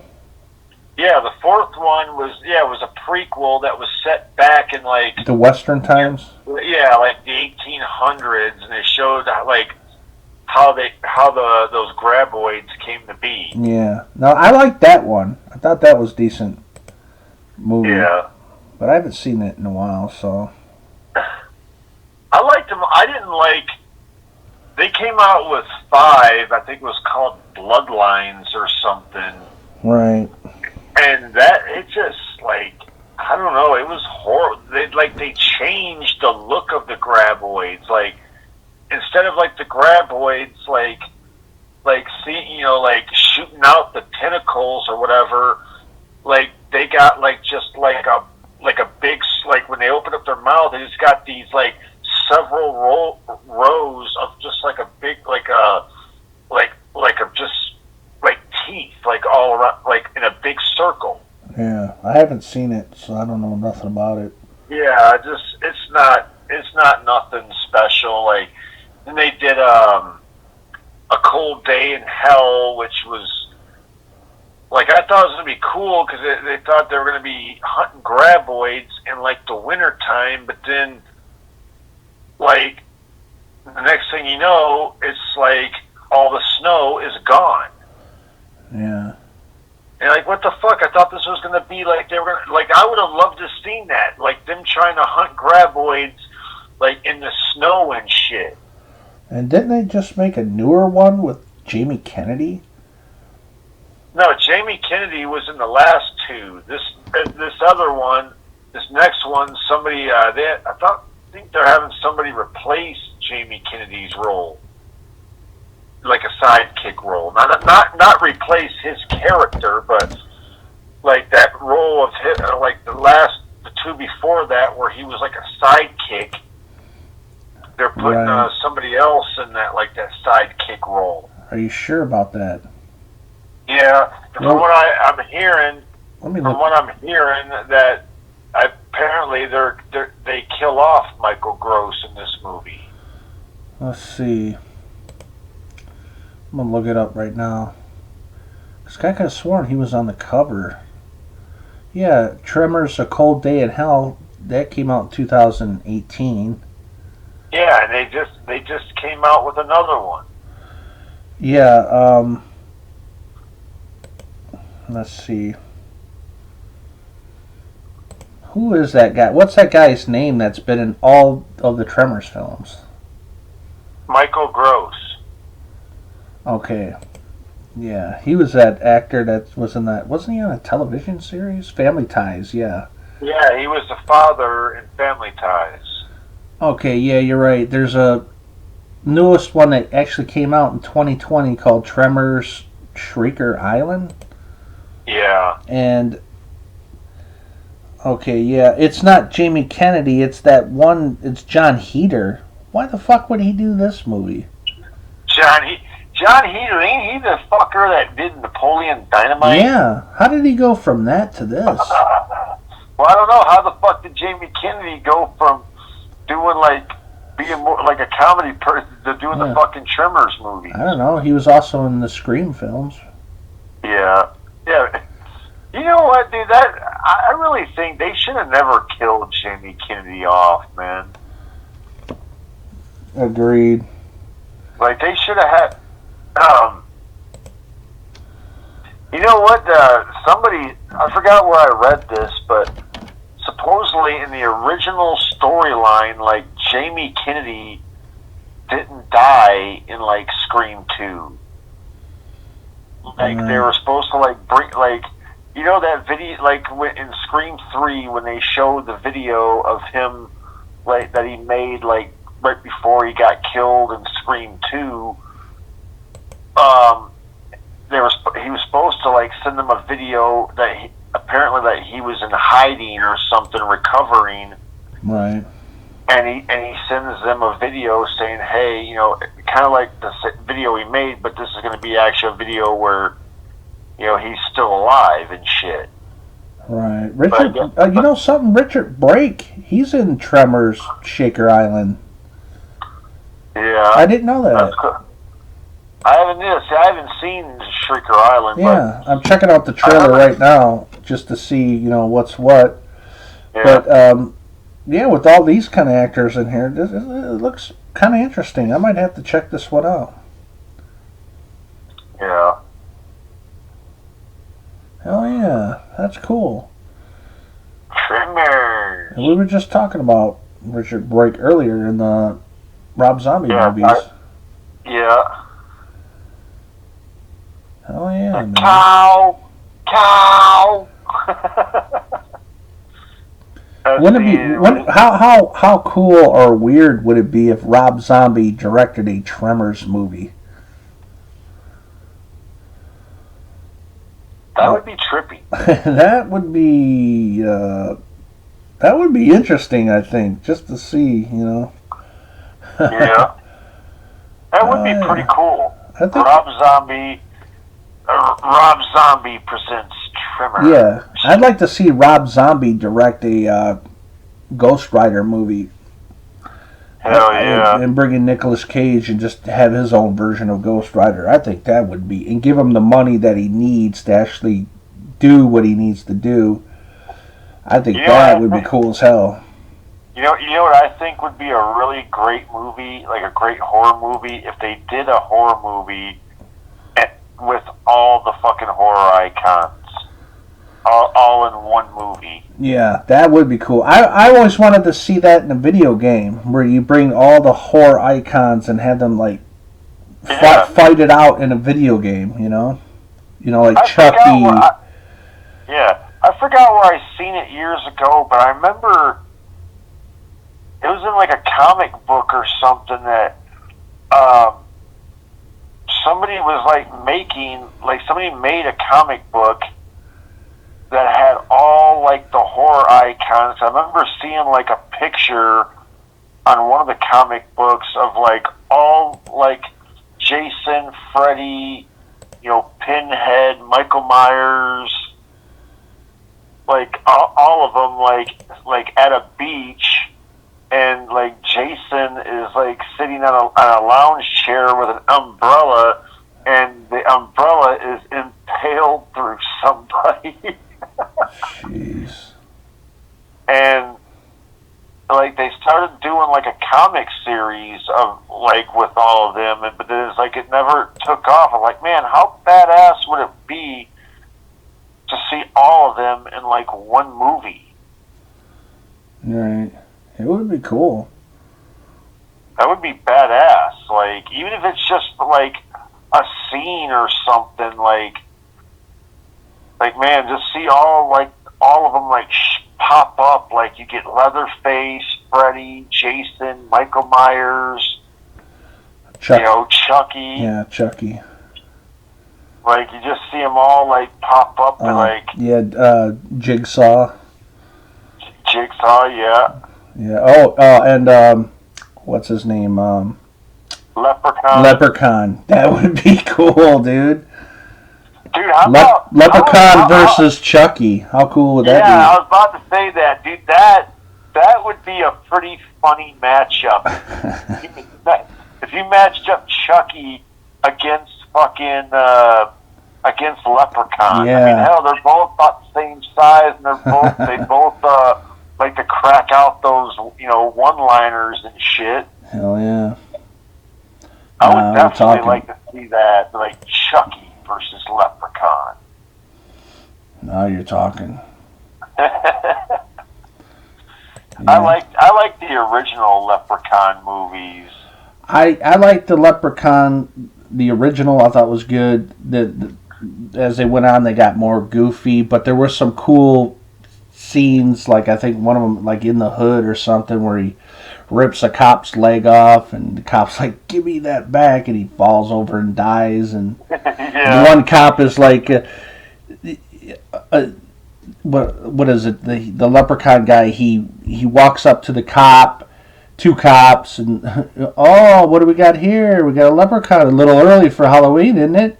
And then he's like, I want my gold. Oh, it's your gold. Well, of course, you're a leprechaun. Let me just go and get that, and fucking kicks him or something in the face or something. He ends up killing both cops. I thought that was fucking hilarious.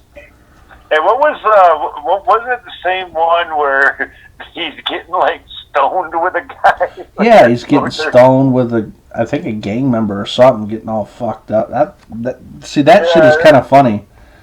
And then it showed him getting the munchies and in the refrigerator. Right. All he wanted was his gold. Just give him his damn gold. Yeah, that, like in the first movie, that was the whole reason why he was after all them in the originals. Like, just give him his fucking gold. He'll take his gold and go away. All right. And I haven't seen. He got his gold. He got his gold at one point, but then, he counted it out, and he was like one coin short because the one guy swallowed it. Yeah, I haven't actually seen the newer one yet. I haven't either. I haven't even seen the Origins one. Yeah. What about you? Seen the newer Critters movie, didn't you? The original mom is back. Yeah, it was, dude. It was the new Critters movie was retarded. Yeah, that figures. I mean, it was just very low budget. It was just like, oh man, this movie, like, what the hell happened? Like, the original Critters, like, I've been trying to find the original, like, 4-pack of Critters movies. I had that one point. I don't know what happened to it, but, like, I liked all the original Critters movies. I thought they were all cool, but this new Critters Attacks, it was just stupid. Yeah. I haven't seen it. It was really corny. It was really stupid, and they just, like, all of a sudden, like, not only that, but in this movie, there's a good critter. And it's like, it's bad, it's like a really cute, furry critter and it's like in one scene you think it's just a regular critter, but then it turns out to be like a fucking Freddy Krueger critter. Like, it gets these long fucking like nails and shit, and it fucking tears the critters up. Oh shit! So the movie basically sucked. Basically, yeah. Basically, yeah. I don't know if I'll ever watch it then. Well, you probably will. Well, we'll see what happens. If I ever come across it, yeah, I'll probably watch it once, and if it sucks, I'll be like, all right, never see it again. You know what you should do? You should make a video of what do you do when you buy a movie and the movie is absolute shit? Like, you throw it like a frisbee, bro. Yeah, just go over a bridge and just you know what you do with this movie? They're perfect for frisbees. Way cool. And just fire it off the bridge. See you later. Yeah, usually if I get something I don't care for, I end up taking it to another store and trading it in and just use it as trade for something I do want. Yeah. I've actually done that with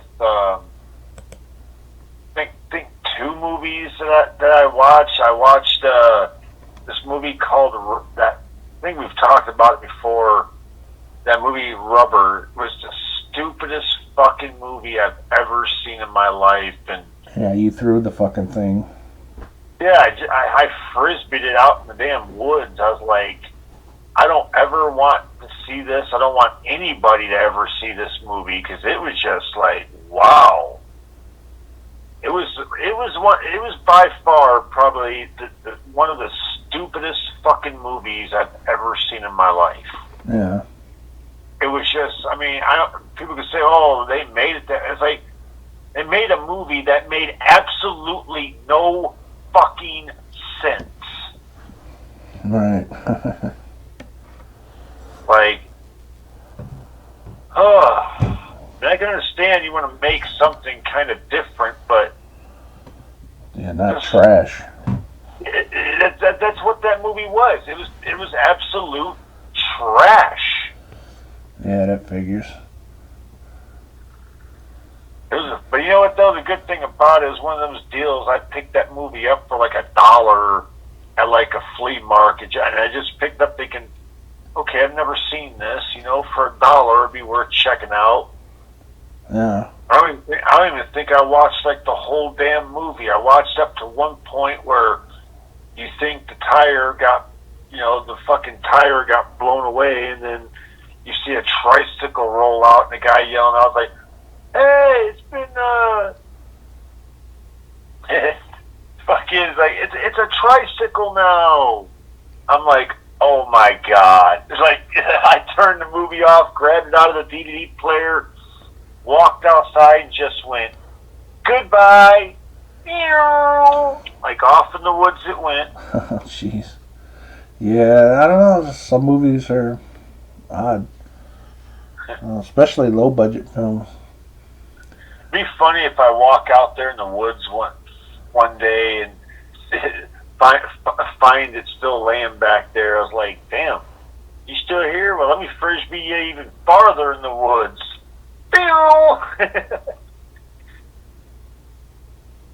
But, oh man, that movie just, oh. Fuck that movie. Makes you want to go out and just get every copy of that movie and burn them. Yeah. Anyways, we'll move on from that. And speaking of the John Heder, when he did that movie Napoleon Dynamite, that made a lot of money at the box office. The budget was only $400,000, and it made $46 million. Yeah. Well, I mean, the movie was fucking hilarious, dude. You know what's funny? I've never seen it. Oh, wow. Yeah, I swear to God, I've seen parts of it, but I don't know why I never picked it up, and I always wanted to. I was like, this looks pretty good and stuff, and I don't know why. It's just one that I never got around to seeing.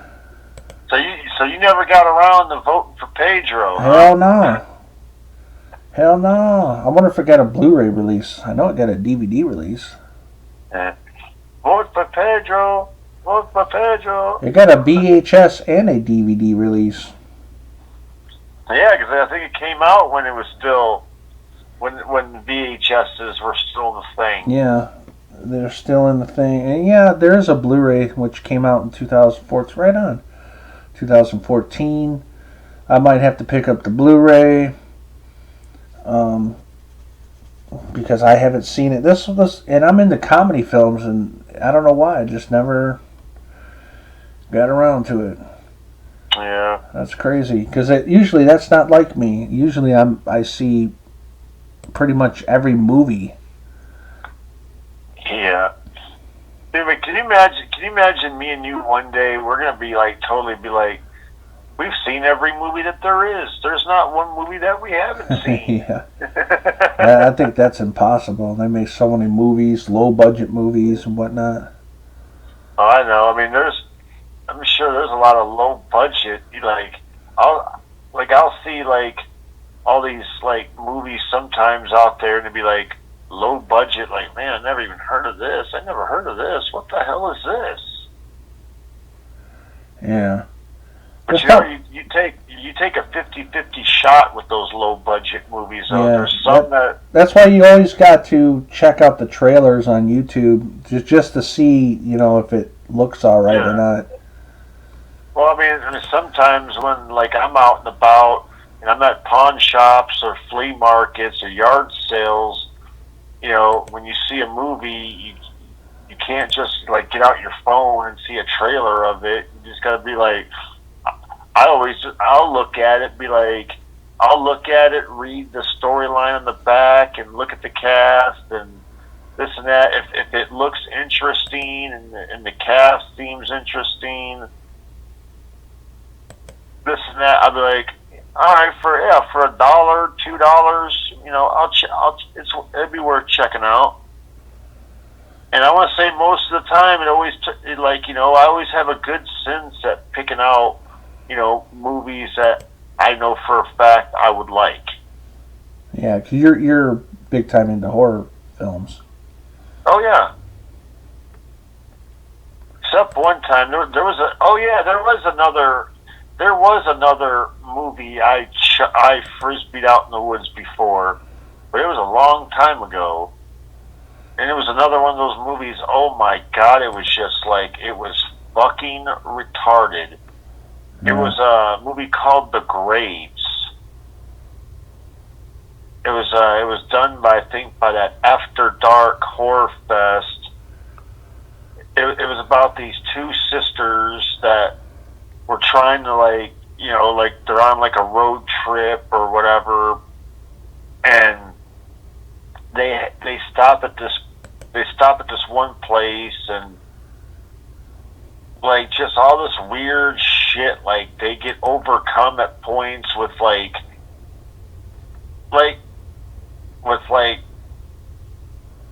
with evilness or whatever. There's like a hallucination scene where like they're trying to like kill each other, and there's one fucking scene where the one sister like clearly gets fucking stabbed right through the chest.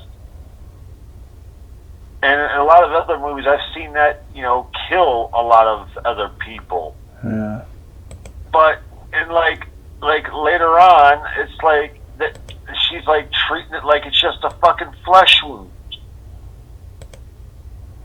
Like, what? I don't know. And I was like, and then like they had Bill Moseley in it being one of the bad, like one of these bad guys, and like the bad guys were killed like so quickly, like not even put up much of a fight. It was like, what the and it was like, that's another movie I took and frisbeed out in the woods. I was like, get this shit the fuck out of here. Yeah, that's crazy. I mean, it's just like, oh my God, I don't ever want to see that movie again. It was just like, it was so retarded. Yeah, there's quite a few of those out there. Yeah, like, oh yeah, let's stab this chick clear through the stomach, see the knife come out her back, and then we'll make it seem like in the next scene she's just got a little flesh wound. Like she's just walking around with just her hand down her stomach, like she's got a little fucking, like a flesh wound. Like, what the fuck? It kind of reminded me in how they did the one guy in the Feast movies. Oh, the old man? Yeah, remember how in the first Feast, like, you clearly see him getting his fucking throat torn out. Right. And then in Feast 2, he's walking around like he's just like he just had a little flesh wound on his neck. Like, right. Wait a minute. What? Yeah. You're like, dude, how can this guy survive? How can you cover up the fact? Go back and watch the first one. You see his whole fucking throat get ripped out. Well, he's a miracle, man. And plus, I think his hair grew out in the second one. Yeah. It's funny how he had short hair, but they make it seem like in the second one, it was like the following day, and his fucking hair, he He had long fucking hair. Yeah, it's like, what's up with that, man?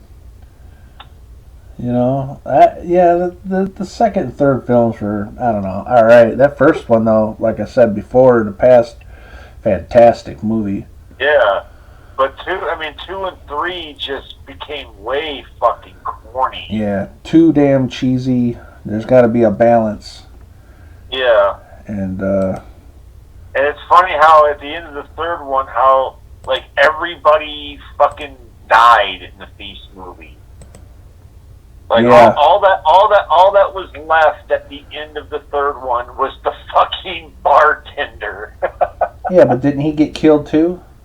No, you see him like at the end. You just see him like limping up the road, and he's just like up to the camera, and he just like stops for a second, looks at the camera, and goes, "God damn it," and then like walks off. Oh shit! Yeah, I haven't seen that in a long time. Yeah, I remember me and you seeing the second one, like for the first time, and I remember the second one ending with that one chick called Honey Pie. Yeah. Apparently dead, like getting like a metal chunk through her, and you see her like laying in a puddle of blood, and then like right before the end of the credits, you see her like pop up and like Jeez. And I remember they announced they were coming out with a third one, and I remember watching that and like thinking like I was hoping in the third one that Honey Pie chick, because she did such a good job in part two in the first one, that that I was like hoping for the best for her in the third one, like wanting to see what was going to wind up happening to her. And she gets killed right at the beginning of the third one. Yeah, gets killed 5 fucking seconds into the movie. Yeah. Like, literally, the scene where you see her pop up at the end at Feast 2, where she's screaming like, ah! Yeah, and then, like 5 seconds later, a fucking one of the things comes by her, runs by her, and fucking decapitates her. Yeah, and they put her on the cover of the DVD like she's the star of the movie. Yeah. It's like I remember going out and getting Feast 3 the day it came out, and like I remember come home, I was so I was so ready to watch this, wondering what was going to happen, wonder what was going to happen with Honey Pie, and then when you pop it on and seeing her get killed 5 seconds into The third film. Like it was like, no. I remember just like screaming. I was just like, no. You screaming over that? Well, it is because that was not like what I was expecting. The whole fucking movie, all the movies, shit happens where it's unexpected. Yeah, but I mean, everything that she went through in the first one, the fact that she survived in the second one, got her ass whooped in the second one by like the bartender guy, and fought off a fucking like tiny mutant fucking freak, and it's just like when you see at the end, like you're hoping like maybe in the third one she'll rejoin like the group, and Right. she'll find her, like she'll redeem herself, and then just like ultimately just like 5 seconds, boom, she's dead. Like, well, did you ever listen to the commentary on it as to why the directors wanted it that way? I never did. You should. You got the movies, don't you? Yeah, I just haven't watched them in a long time. Well, pop them on, man. Yeah, I might some other time. When you get the free time, of course. Yeah. Yeah. Yeah, but that, yeah. those movies are fucking cheesy. Well, the first, like I said, the first one's good, but I don't know. The other two are kind of, they're all right. I mean, the other two had their moments, but Right. it just wasn't overall a good movie like the first one Right. was. That's why I only had the first one on Blu-ray. The others I have like downloaded to my computer. You a downloader. Yeah. But yeah, I mean, I did like. There was certain parts in part 2 and part 3 that I liked, but overall, like some of the shit they went way over the hill, like when they got one of the creatures and they're cutting it open to see, and like they're getting squirted with shit and semen and shit. It's like, oh, what the fuck? Oh yeah. Like enough of that. Monster nutting. Fucking crazy. Yeah. Remember when they cut it open and like the guy touches something, you just see a big old thing of shit come out and just hit that one chick right in the face, and it's like ah, ah. Yeah. And they're like, oh fuck, baby, I'm sorry. It's pretty over the top, I would say. Yeah. Damn. I mean, there was a lot of that shit, like remember the grandma in part 2 got puked on, and she started like deforming or whatever, like melting at points, and oh yeah. they needed to use her as practice on the damn catapult. Yeah, that was, man, I forgot about that. Yeah, that was really off the wall, man. And the guy let the baby go. Yeah, the guy was running with the baby, and he's just like, he realizes if he wouldn't, he realized to save his own ass, he had to drop the baby. Yeah, it's like, what the hell? You go to save the fucking thing, and now you... Yeah, and he's running, and he's like, I'm sorry, baby. I'm sorry. And he just, like, throws it up in the air, and they just see the fucking, like, slow motion shot of the baby, like, looking like, Yeah. and, like, whining and falling, and you see it just smack the ground, like, thunk. Crazy. And then it gets fucking devoured by one of the damn creatures. Yep. What crazy shit, man. I tell you what, though, man, in the Feast films, it didn't seem like nobody was safe. Like, remember, even the first one, a fucking kid, like the one girl's young son winds up getting eaten. Yeah. So there's some good actors in the first one. What's his name? Jay? You know, the Jay and Silent Bob, the guy who plays Jay. Yeah, he gets his fucking face cut off. Yeah, and he was like, "Oh, what the fuck?"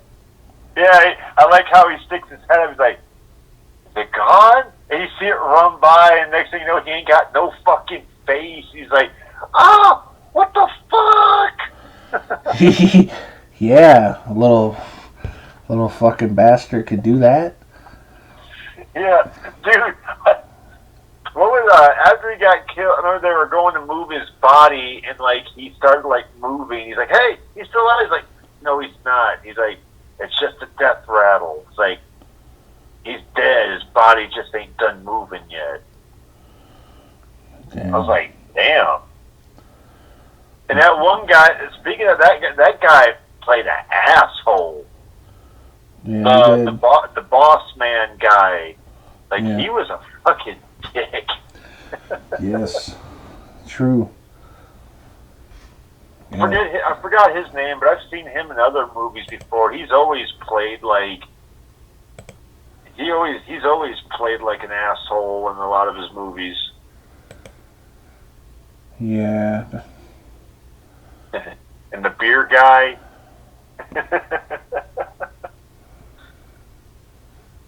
Yeah, that I've probably forgotten about a lot of. Henry Rollins is also in that as well. Yeah, dude, I like the part They used him as a fucking battering ram. Yeah, well, here's the funny thing. They were gonna.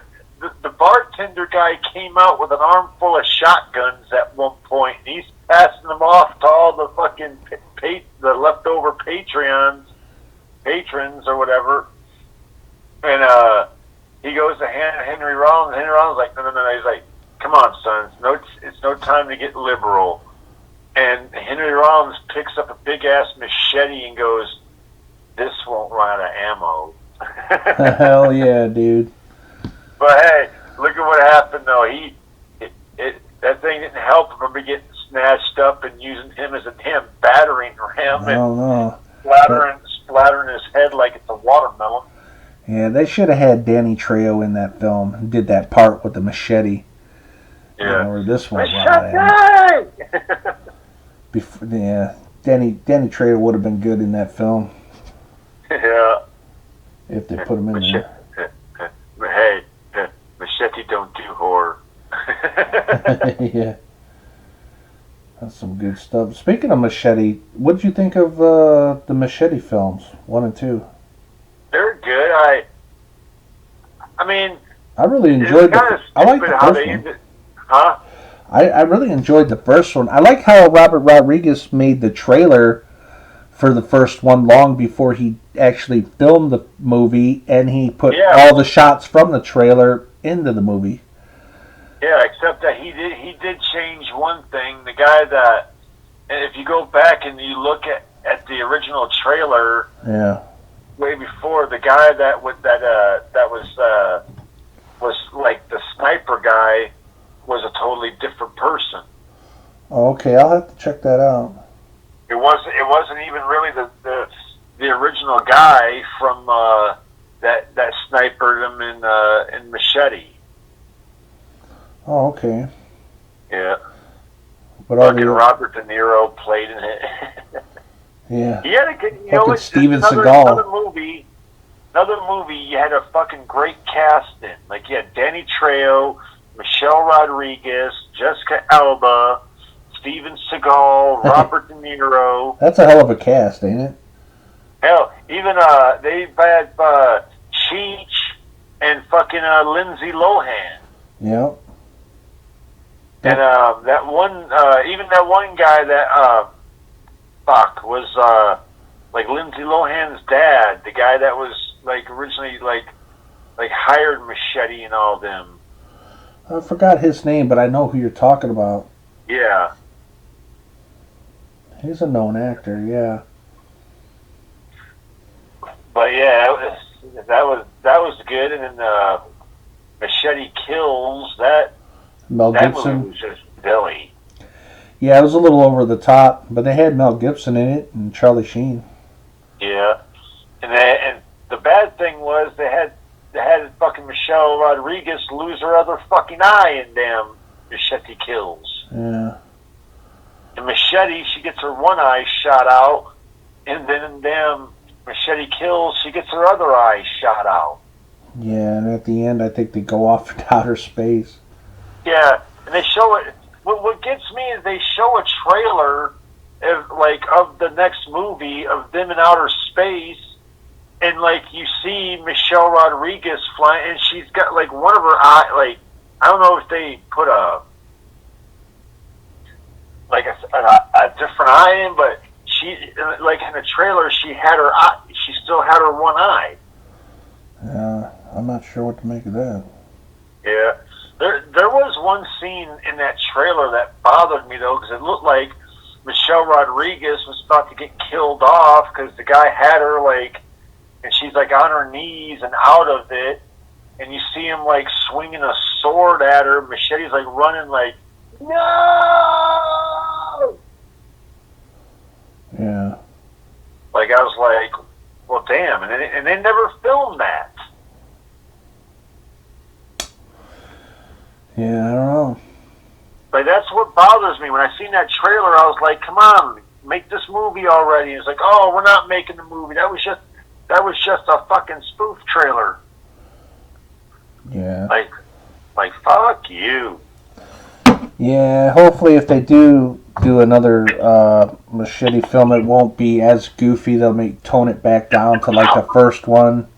Yeah, the first one was cool. Yeah, because I liked the first one a lot better. It had a cool tone to it, and even though it's like had funny moments, but it was pretty cool. I think Lady Gaga was in the second one. Yeah, because Lady Gaga, she played like one of the Assassins or something. What do you call it? The one person that keeps changing its like changing his face and stuff. Right. There was a word for it, like the chameleon or something. Like he went from like at first he went from like this one guy to Cuba Gooding Jr. to then the Lady Gaga, and then turned into I think Antonio Banderas. Yeah, right. Shapeshifter. Yeah, and then he winds up getting fucking killed. Yeah, of course. He runs into those like those military guys from the damn first one. Of course. Yeah, Robert Rodriguez is a pretty good director. I really enjoyed like Desperado and From Dusk Till Dawn. You know, From Dusk Till Dawn I've seen at the theaters, and I just love that film, man. Oh, I do too, man. There was a lot of great scenes in From Dusk Till Dawn. Yeah. With Cheech doing his apple pie pussy and right, yeah. Fucking a lot of good dialogue, all the fucking all the actions pretty much, you know, at the end of the movie, but yeah, it was cool. What about in the beginning when they kill that one ranger guy, and they're like, Quentin's like, he signaled the ranger. It's like, I did not. I swear to God, I didn't. Yeah. He's like, you fucking liar. He's like, you were back there with your head turned away. I was sitting right over here, and I could clearly see him mouth the words "help us." Like, I never said help us. Yeah. Like, and he said something like, "It ain't gonna matter now." It doesn't matter now because you got about 30 seconds to live. Yeah. He's like, you fucking liar! I never said, and shoots him, and yeah, that I like that dialogue scene at the beginning with what's his name? I think his name was Michael Parks, the sheriff. When you first watch that, you think, okay, he's the one that's gonna go after these motherfuckers. Yeah, and it's like then you see like Quentin Tarantino just walk up to him and just fucking cap him in the head, like, yeah. Wait a minute, what? Yeah, you killed. They made you think that this is going to be the hero of the movie. Right. I like the part where he goes back in the bathroom and George Clooney walks up like, "What are you doing? You know, are you trying to get killed?" Like, hey man, he comes in here all the damn time, dude. He always goes back to the bathroom. Yeah. You know, he's like, you want me to get him going, man? I'm doing my fucking best. Like he's just like, he's like, your best better get a hell of a lot more better. Yeah. Everybody stay cool. Yeah. And even remember when they wound up inducting Harvey Keitel and all them, and remember in what was it? Harvey Keitel had like his son was like Asian, and like when George Clooney busts in and has him there, he's like, what is this? You know, he's saying about the kids, like, that's your lover or whatever. He's like, no, that's my son. Yeah. and they're like looking at him like, it's like, I don't see any family resemblance here. Yeah. Or something like that. That's fucking funny, man. Yeah. Yeah, that's a good. And his son had a Assault on Precinct 13 T-shirt, I believe. Yeah. Which is a John Carpenter movie. Yeah, another great movie. Even the remake to Assault on Precinct 13 was actually pretty good with Ethan Hawke. Yeah, with Ethan Hawke and Lawrence Fishburne, I believe. I saw that one at the theaters. I liked that one. I thought it was It was That was different though, yeah, it was trippy. Like, because in the first one it was a gang that was attacking the building, but this time around it was yeah, cops, bad cops. You know. yeah, that they're just trying because they know if they can't let they couldn't let him get make it to court because if they made it to court, he was going to finger them and Right. like his whole squad, and they're like, well, we can't allow that to happen now, can we? I don't know. Damn Skippy hippie.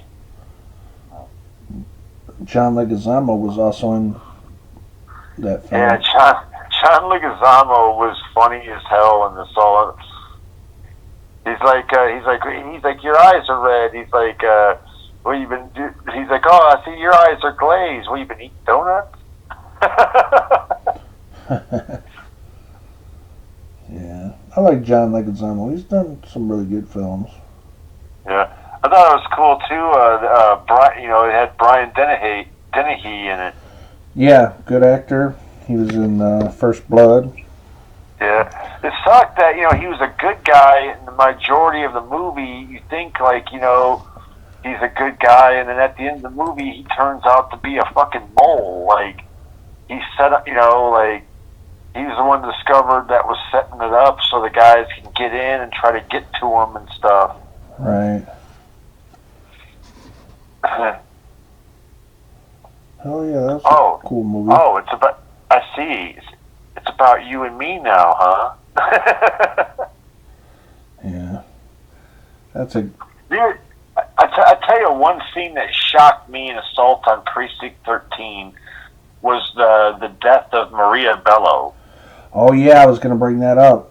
I didn't think she was going to get killed in that film, and she does. I didn't think so either. Like I thought they were building like a big friendship relationship type deal with her and Ethan Hawke. And I thought maybe they would just like they might use her as like a hostage, like send them out and we'll let you have her back or whatever. Right. And then like just out of the blue, the guy just pulls out a gun and just caps her in the fucking head. I was like, I remember when I first saw that movie and I saw that part, I was like I was blown away. I was like, whoa, I did not expect them to kill her. Right. Like, because, Maria Bello is always, like, she's always been a great actress. Yeah, she was pretty good. All the films that she's in, she's got good roles. Yeah, like, remember she was in Coyote Ugly. She was, yeah. Like, she was the head cheese of the bar or whatever, and she did that. She was in A History of Violence. Great movie. Yeah. Wasn't she in a movie with Mel Gibson? Shit. I don't remember. Back in the 90s. Oh, yeah. She was in that fucking Payback movie. Payback, yeah. Good movie. There's two different versions of Payback. There's a theatrical and a director's cut. Yeah, I wonder what's so different about them. Well, it's pretty different. It's like it's almost in a way like a whole nother type of movie. Oh, damn, maybe one of these days I should check out the director's cut. Definitely check it out. I don't know. I like the theatrical version better, but there are parts of the director's cut that I do like. Yeah.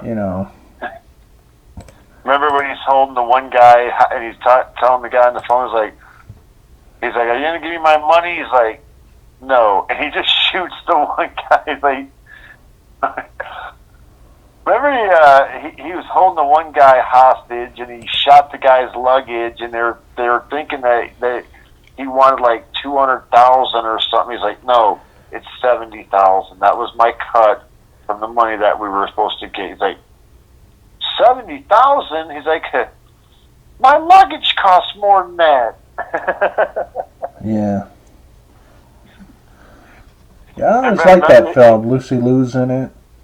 Yeah. Oh shit. What was that? What's that one dude? He's always been in a lot of movies, but fuck, fuck was it? What the fuck was his name? I don't know. You have to look it up. Yeah. I forget it now, but yeah, that fucking Payback movie was a really great fucking film. Like, I like the part where he takes he abducts the one guy's son, Right. and then the guy, they capture Mel Gibson, and like they're torturing him, and he's telling them, he's like, I can make this go on for days. I'll even give you a blood transfusion if I have to keep you alive.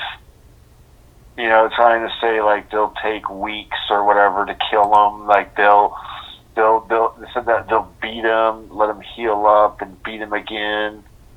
I was like, damn, dude, you're about to be in a world of hell. You might as well just give him his son back.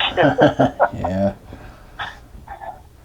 But it's crazy. you know, it was cool though how like he did like. The ending wasn't what I expected. Like when the bad guys went to the room, they made it look like they were going to the room that Maria Bello and the kid were in. And then just when they opened the door, they're like in a totally different room and building, and like the fucking place didn't it explode or something? Yeah, I believe so. I haven't seen it in a while, so I don't remember 100%. The ending in the director's cut was totally different. Well, damn. He ends up in a big shootout with a bunch of people at a train station. Oh, that's weird. And he gets shot up and shit and almost dies. Yeah. Yeah, it's there's a lot of scenes that are completely different and changed out, and the tone is different. Huh, that's crazy. Yeah, you have to check that out if you ever... Yeah, definitely. If I ever run across that, I'll definitely check that out, because... And even the what's his name, the old guy that said that he'll make this go on for days is not even in the director's cut. Yeah, Tom, wasn't that Tom Skerritt? No. No, that wasn't Tom Skerritt. Okay. No, he was also in Blade. Oh, yeah, the fucking... The old man. Chris Christopherson. Yeah, he wasn't even in the director's cut at all. What? It was, yeah, it's a whole, like, another movie almost. Wow, that's crazy, dude. That is cool. Yeah, there's a lot of scenes that were, switched around. And yeah, it was a good movie. I enjoyed that one. That was a cool 90s. What about the chick that was his wife that died of like an overdose early on? Yeah, she ends up living longer. And they end up in a bad fight or something. I don't know. I have to see it again because it's been a while for me. But let's see. I'll look it up. Payback came out in 1999, February of '99. It made some good money. There's in 2006 there was a director's cut, and it differs big time from the original studio version. Yeah. So, yeah. Oh, yeah. I forgot. Bill Duke's in it. Yeah, Chris Christopherson. He's in it, but he's not in the. Like I said, he's not in the director's cut. Wow. And let's see. Bill Duke. He was in the first Predator Commando. Yeah. He's fighting Arnold Schwarzenegger in Commando. You scared, motherfucker? You should be.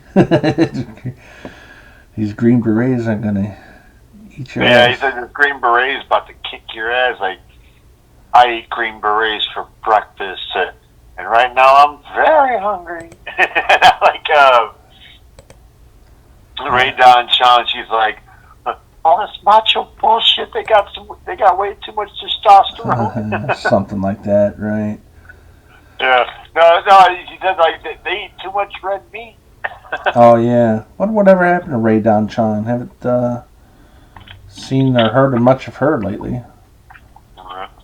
Last movie I ever seen her in was a Daniel Harris movie called Cyrus: The Mind of a Serial Killer.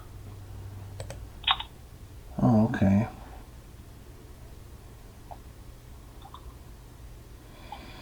Cool.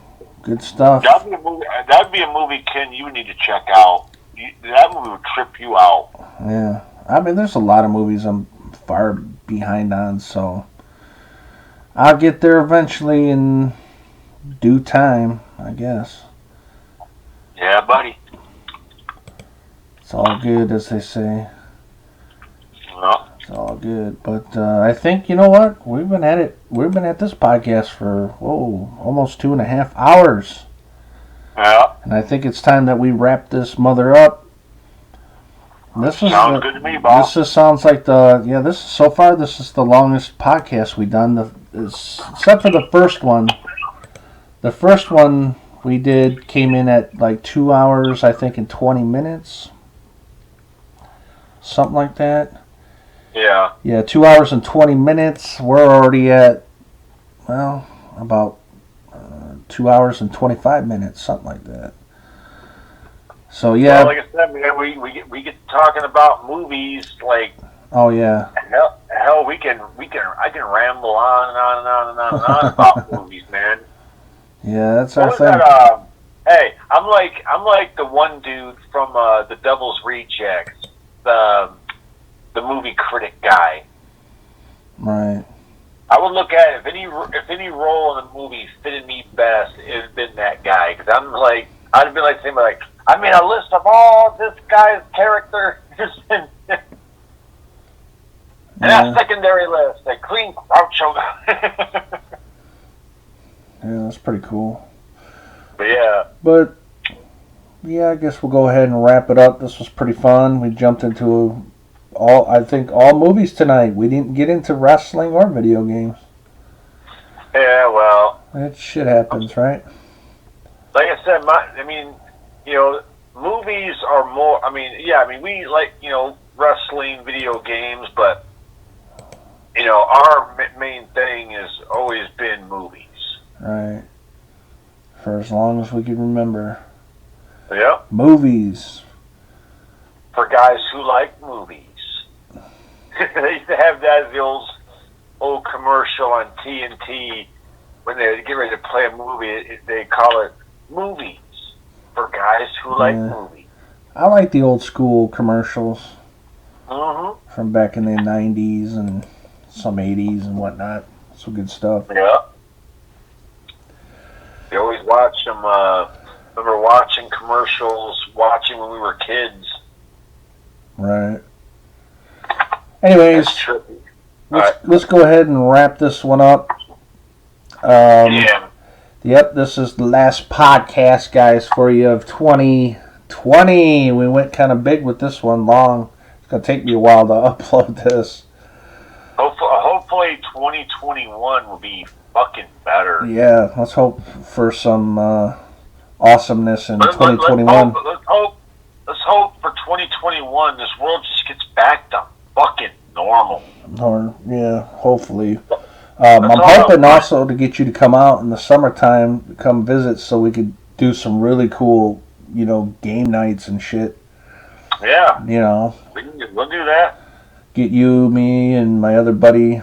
We'll come on out. We'll have a big, huge game nights, which would be cool. And also, I would like to do some couch co-op episodes with everybody, and hoping to do some cool things in 2021. I've got some ideas rolling around. I've got some stuff written down, that I haven't tapped into yet. So, it's going to be kick-ass, man.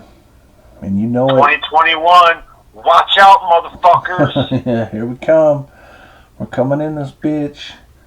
Get ready, because here we come. Dun, dun, dun, dun, dun. Silly. But anyways, we'll wrap it up. I hope you guys enjoyed. I don't know. Probably most people probably won't watch 2.5 hours of podcast here. Who knows, right? Oh yeah. If anybody has, that's cool. But but we had to go kind of big because this is the last one of this year, and then we'll be back again to do it next year. Next year. And what else do we got going on for next year? Pretty much a lot of the same, a lot of cool stuff, coming. And maybe we'll have some new things, like I said, coming out. Maybe start some new series and whatnot. We'll see what happens. But, trying to think, is there anything else I got to say? No, I think that's it. I think we covered everything. Yeah. So I'm not. We covered a lot of shit as far as movies go. Oh yeah, I mean we started off with the horror, and then we branched off into other areas, and then we kind of went back into the horror with the Tremors and Feast movie and some Robert Rodriguez films. He did a few horror. Machete and Kill Bills and From Dusk Till Dawn.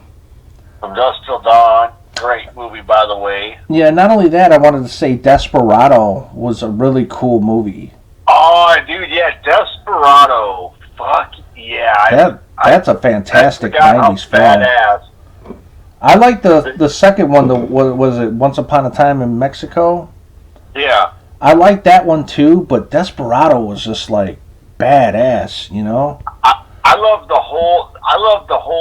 the shooting scene in the bar. When he's there, he's like telling him, like, is there something in the guitar case? He's like, yeah. Like, what? My guitar. Yeah. I mean, I remember back in the 90s when trailers were coming out for it.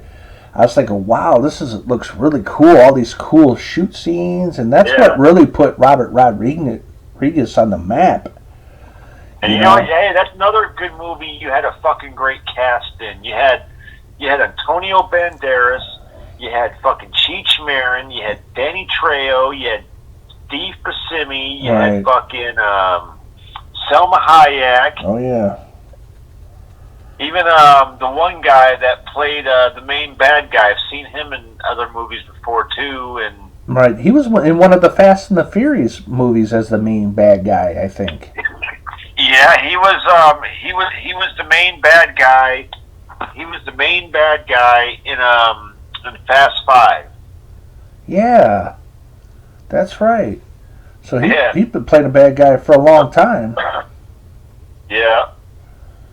But I love how when The Rock killed him in Fast 5, he was like, help me. That was for my team, you son of a bitch. Yeah.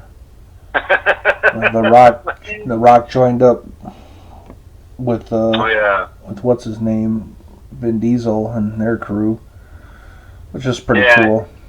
Yeah, and he wound up teaming up with Vin Diesel and like basically all the rest of the Fast and Furious movies after 5, like in 6, 7, Fate of the Furious. Now he's off doing Hobbs and Shaw.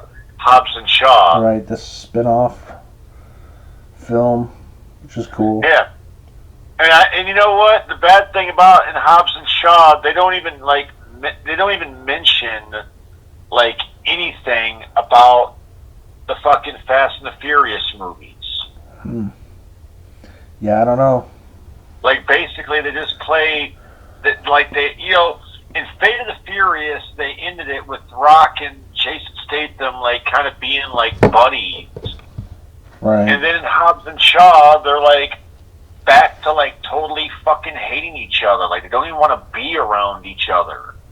Yeah. That movie did make a lot of money at the box office, by the way. Which one? Hobbs and Shaw. Oh, cool. Yeah, you can tell Vin Diesel. He's getting older. So is The Rock. The Rock's getting older. You can tell he's getting old. It's funny. You always thought in the Fast and Furious movies that Vin Diesel was a big motherfucker, but then when you see him standing there with The Rock, Rock made him look small. Yeah, well, The Rock, he can build himself up muscle-wise big time. Yeah. But he's probably, he might be, I would assume, taking steroids to get like that fucking big. I don't know. I mean, I noticed he was jacked up in the damn Fast and the Furious movies. Yeah, big time. That's no joke, man. He was like really jacked up. You know. He should have been like, if you smell yow, what The Rock is cooking. Yeah, right. He ain't gonna say that shit in a movie. He did give the people's fucking eyebrow. Well, You know. he may do that, Yeah. but he ain't gonna do. I don't see him ever saying, you know, wrestling It would quotes. be funny as hell if they have them in one of like those movies, have them like use the if you smell what The Rock is cooking. Yeah, Dangerous. watch his damn career go right down the tubes. Yeah, what these remember? Silly Dude, that ass is dial. crazy how The Rock went from a WWE wrestler all the years in wrestling To a movie And that- actor. and becoming a big time movie actor. Not just a act big time. He's like one of the biggest paid actors in the world. Yeah. It's crazy.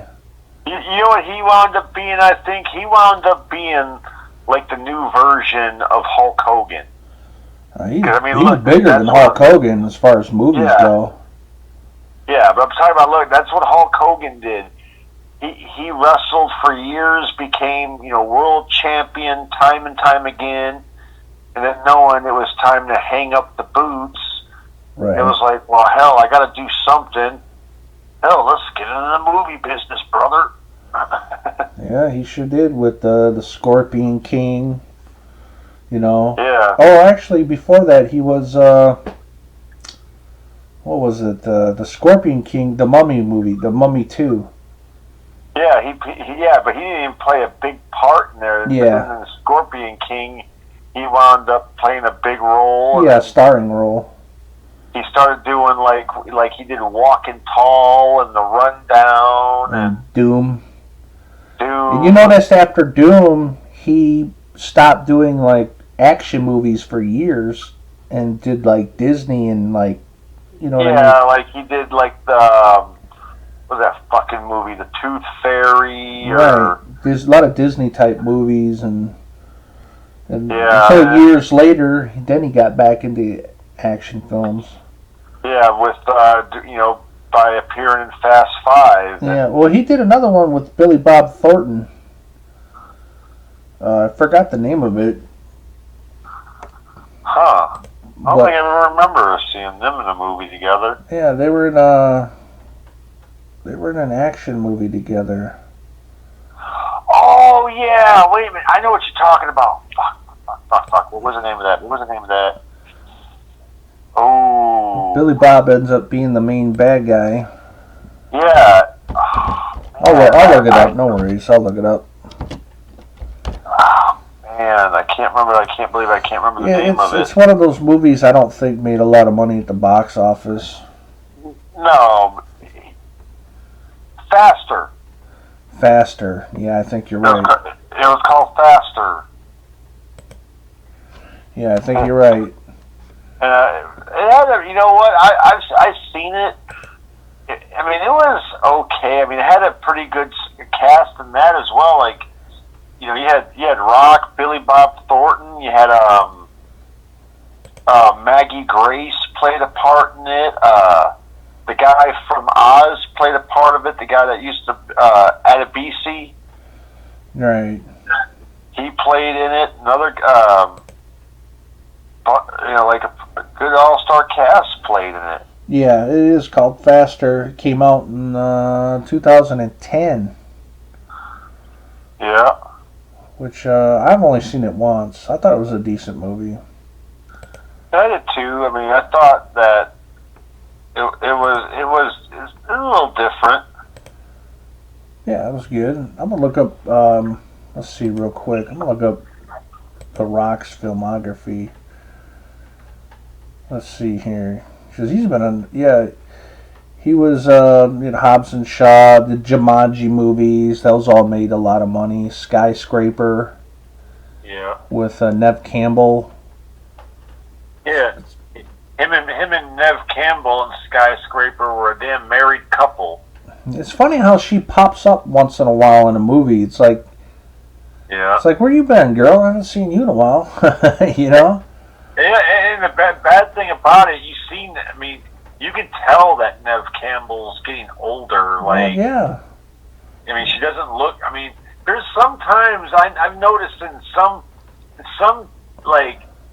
camera shots in some of her movies, like she's still got that look to her, like she didn't Scream. But then most time you see her, you can tell that she's definitely putting on some age. Yeah. Well, she's getting up there. Yeah. But then again, so are we. So we all are. It's all good, man. But yeah, he's been in a lot of good films. I have to see. I would like to see. Where is it at? I'm not interested in San Andreas. Yeah. Let's see, Baywatch. Not really interested, but I might watch that once. I'd like to see Rampage with him in it, based off of that video game. It looks pretty good. That one, yeah. That one, and what else? Let's see, real quick. Hobbs and Shaw, yeah, I got it. I just haven't watched it yet. And, it's cool. It looks like he's in a new movie, but it's filming now. It's called Red Notice, and it's I think it's a Netflix movie, which sucks because you won't be able to buy it on DVD. I don't think. Yeah. A lot of shows or movies go to Netflix. You don't even get to see them. I know. They don't come to DVD or Blu-ray. They're pushing that whole digital bullshit, which I don't care for. I like physical media, man. Yep. Fuck all this other dumb shit. But it's gonna be a movie. He's in a new movie called Red Notice that's gonna have starring Dwayne Johnson and Ryan Reynolds.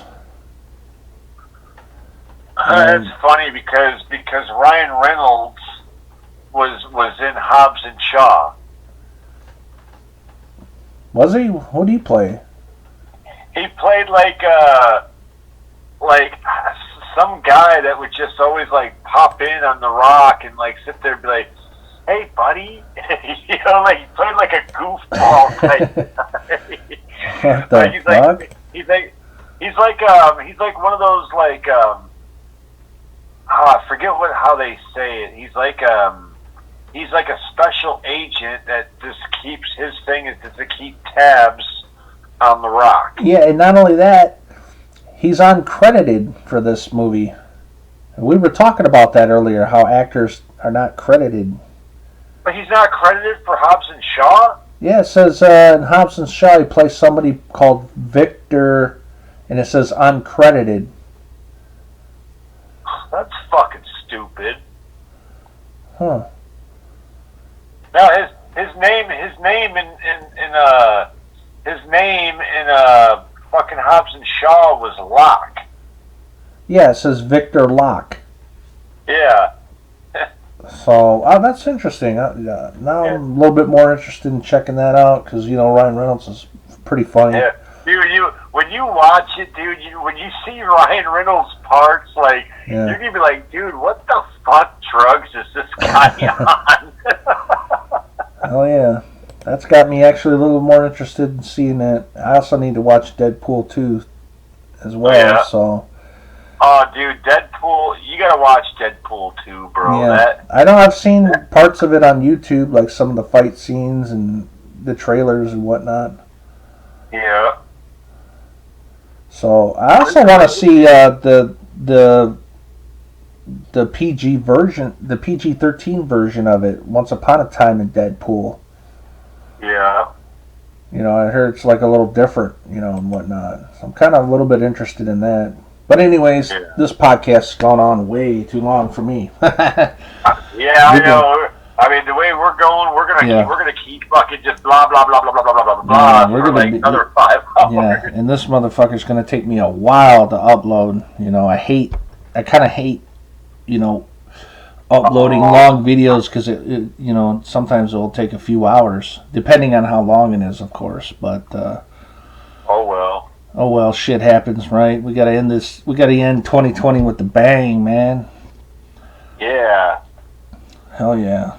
So anyways, yep, we're gonna wrap it up, people. Hope you guys enjoyed. If you last till the very end, that's kick-ass.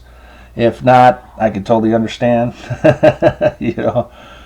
Yeah. You know, an almost 3-hour podcast. You know, that's pretty cool. Kind of long, but you know, cool. So anyways,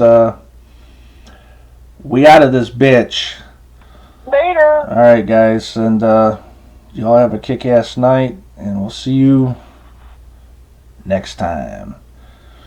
Peace.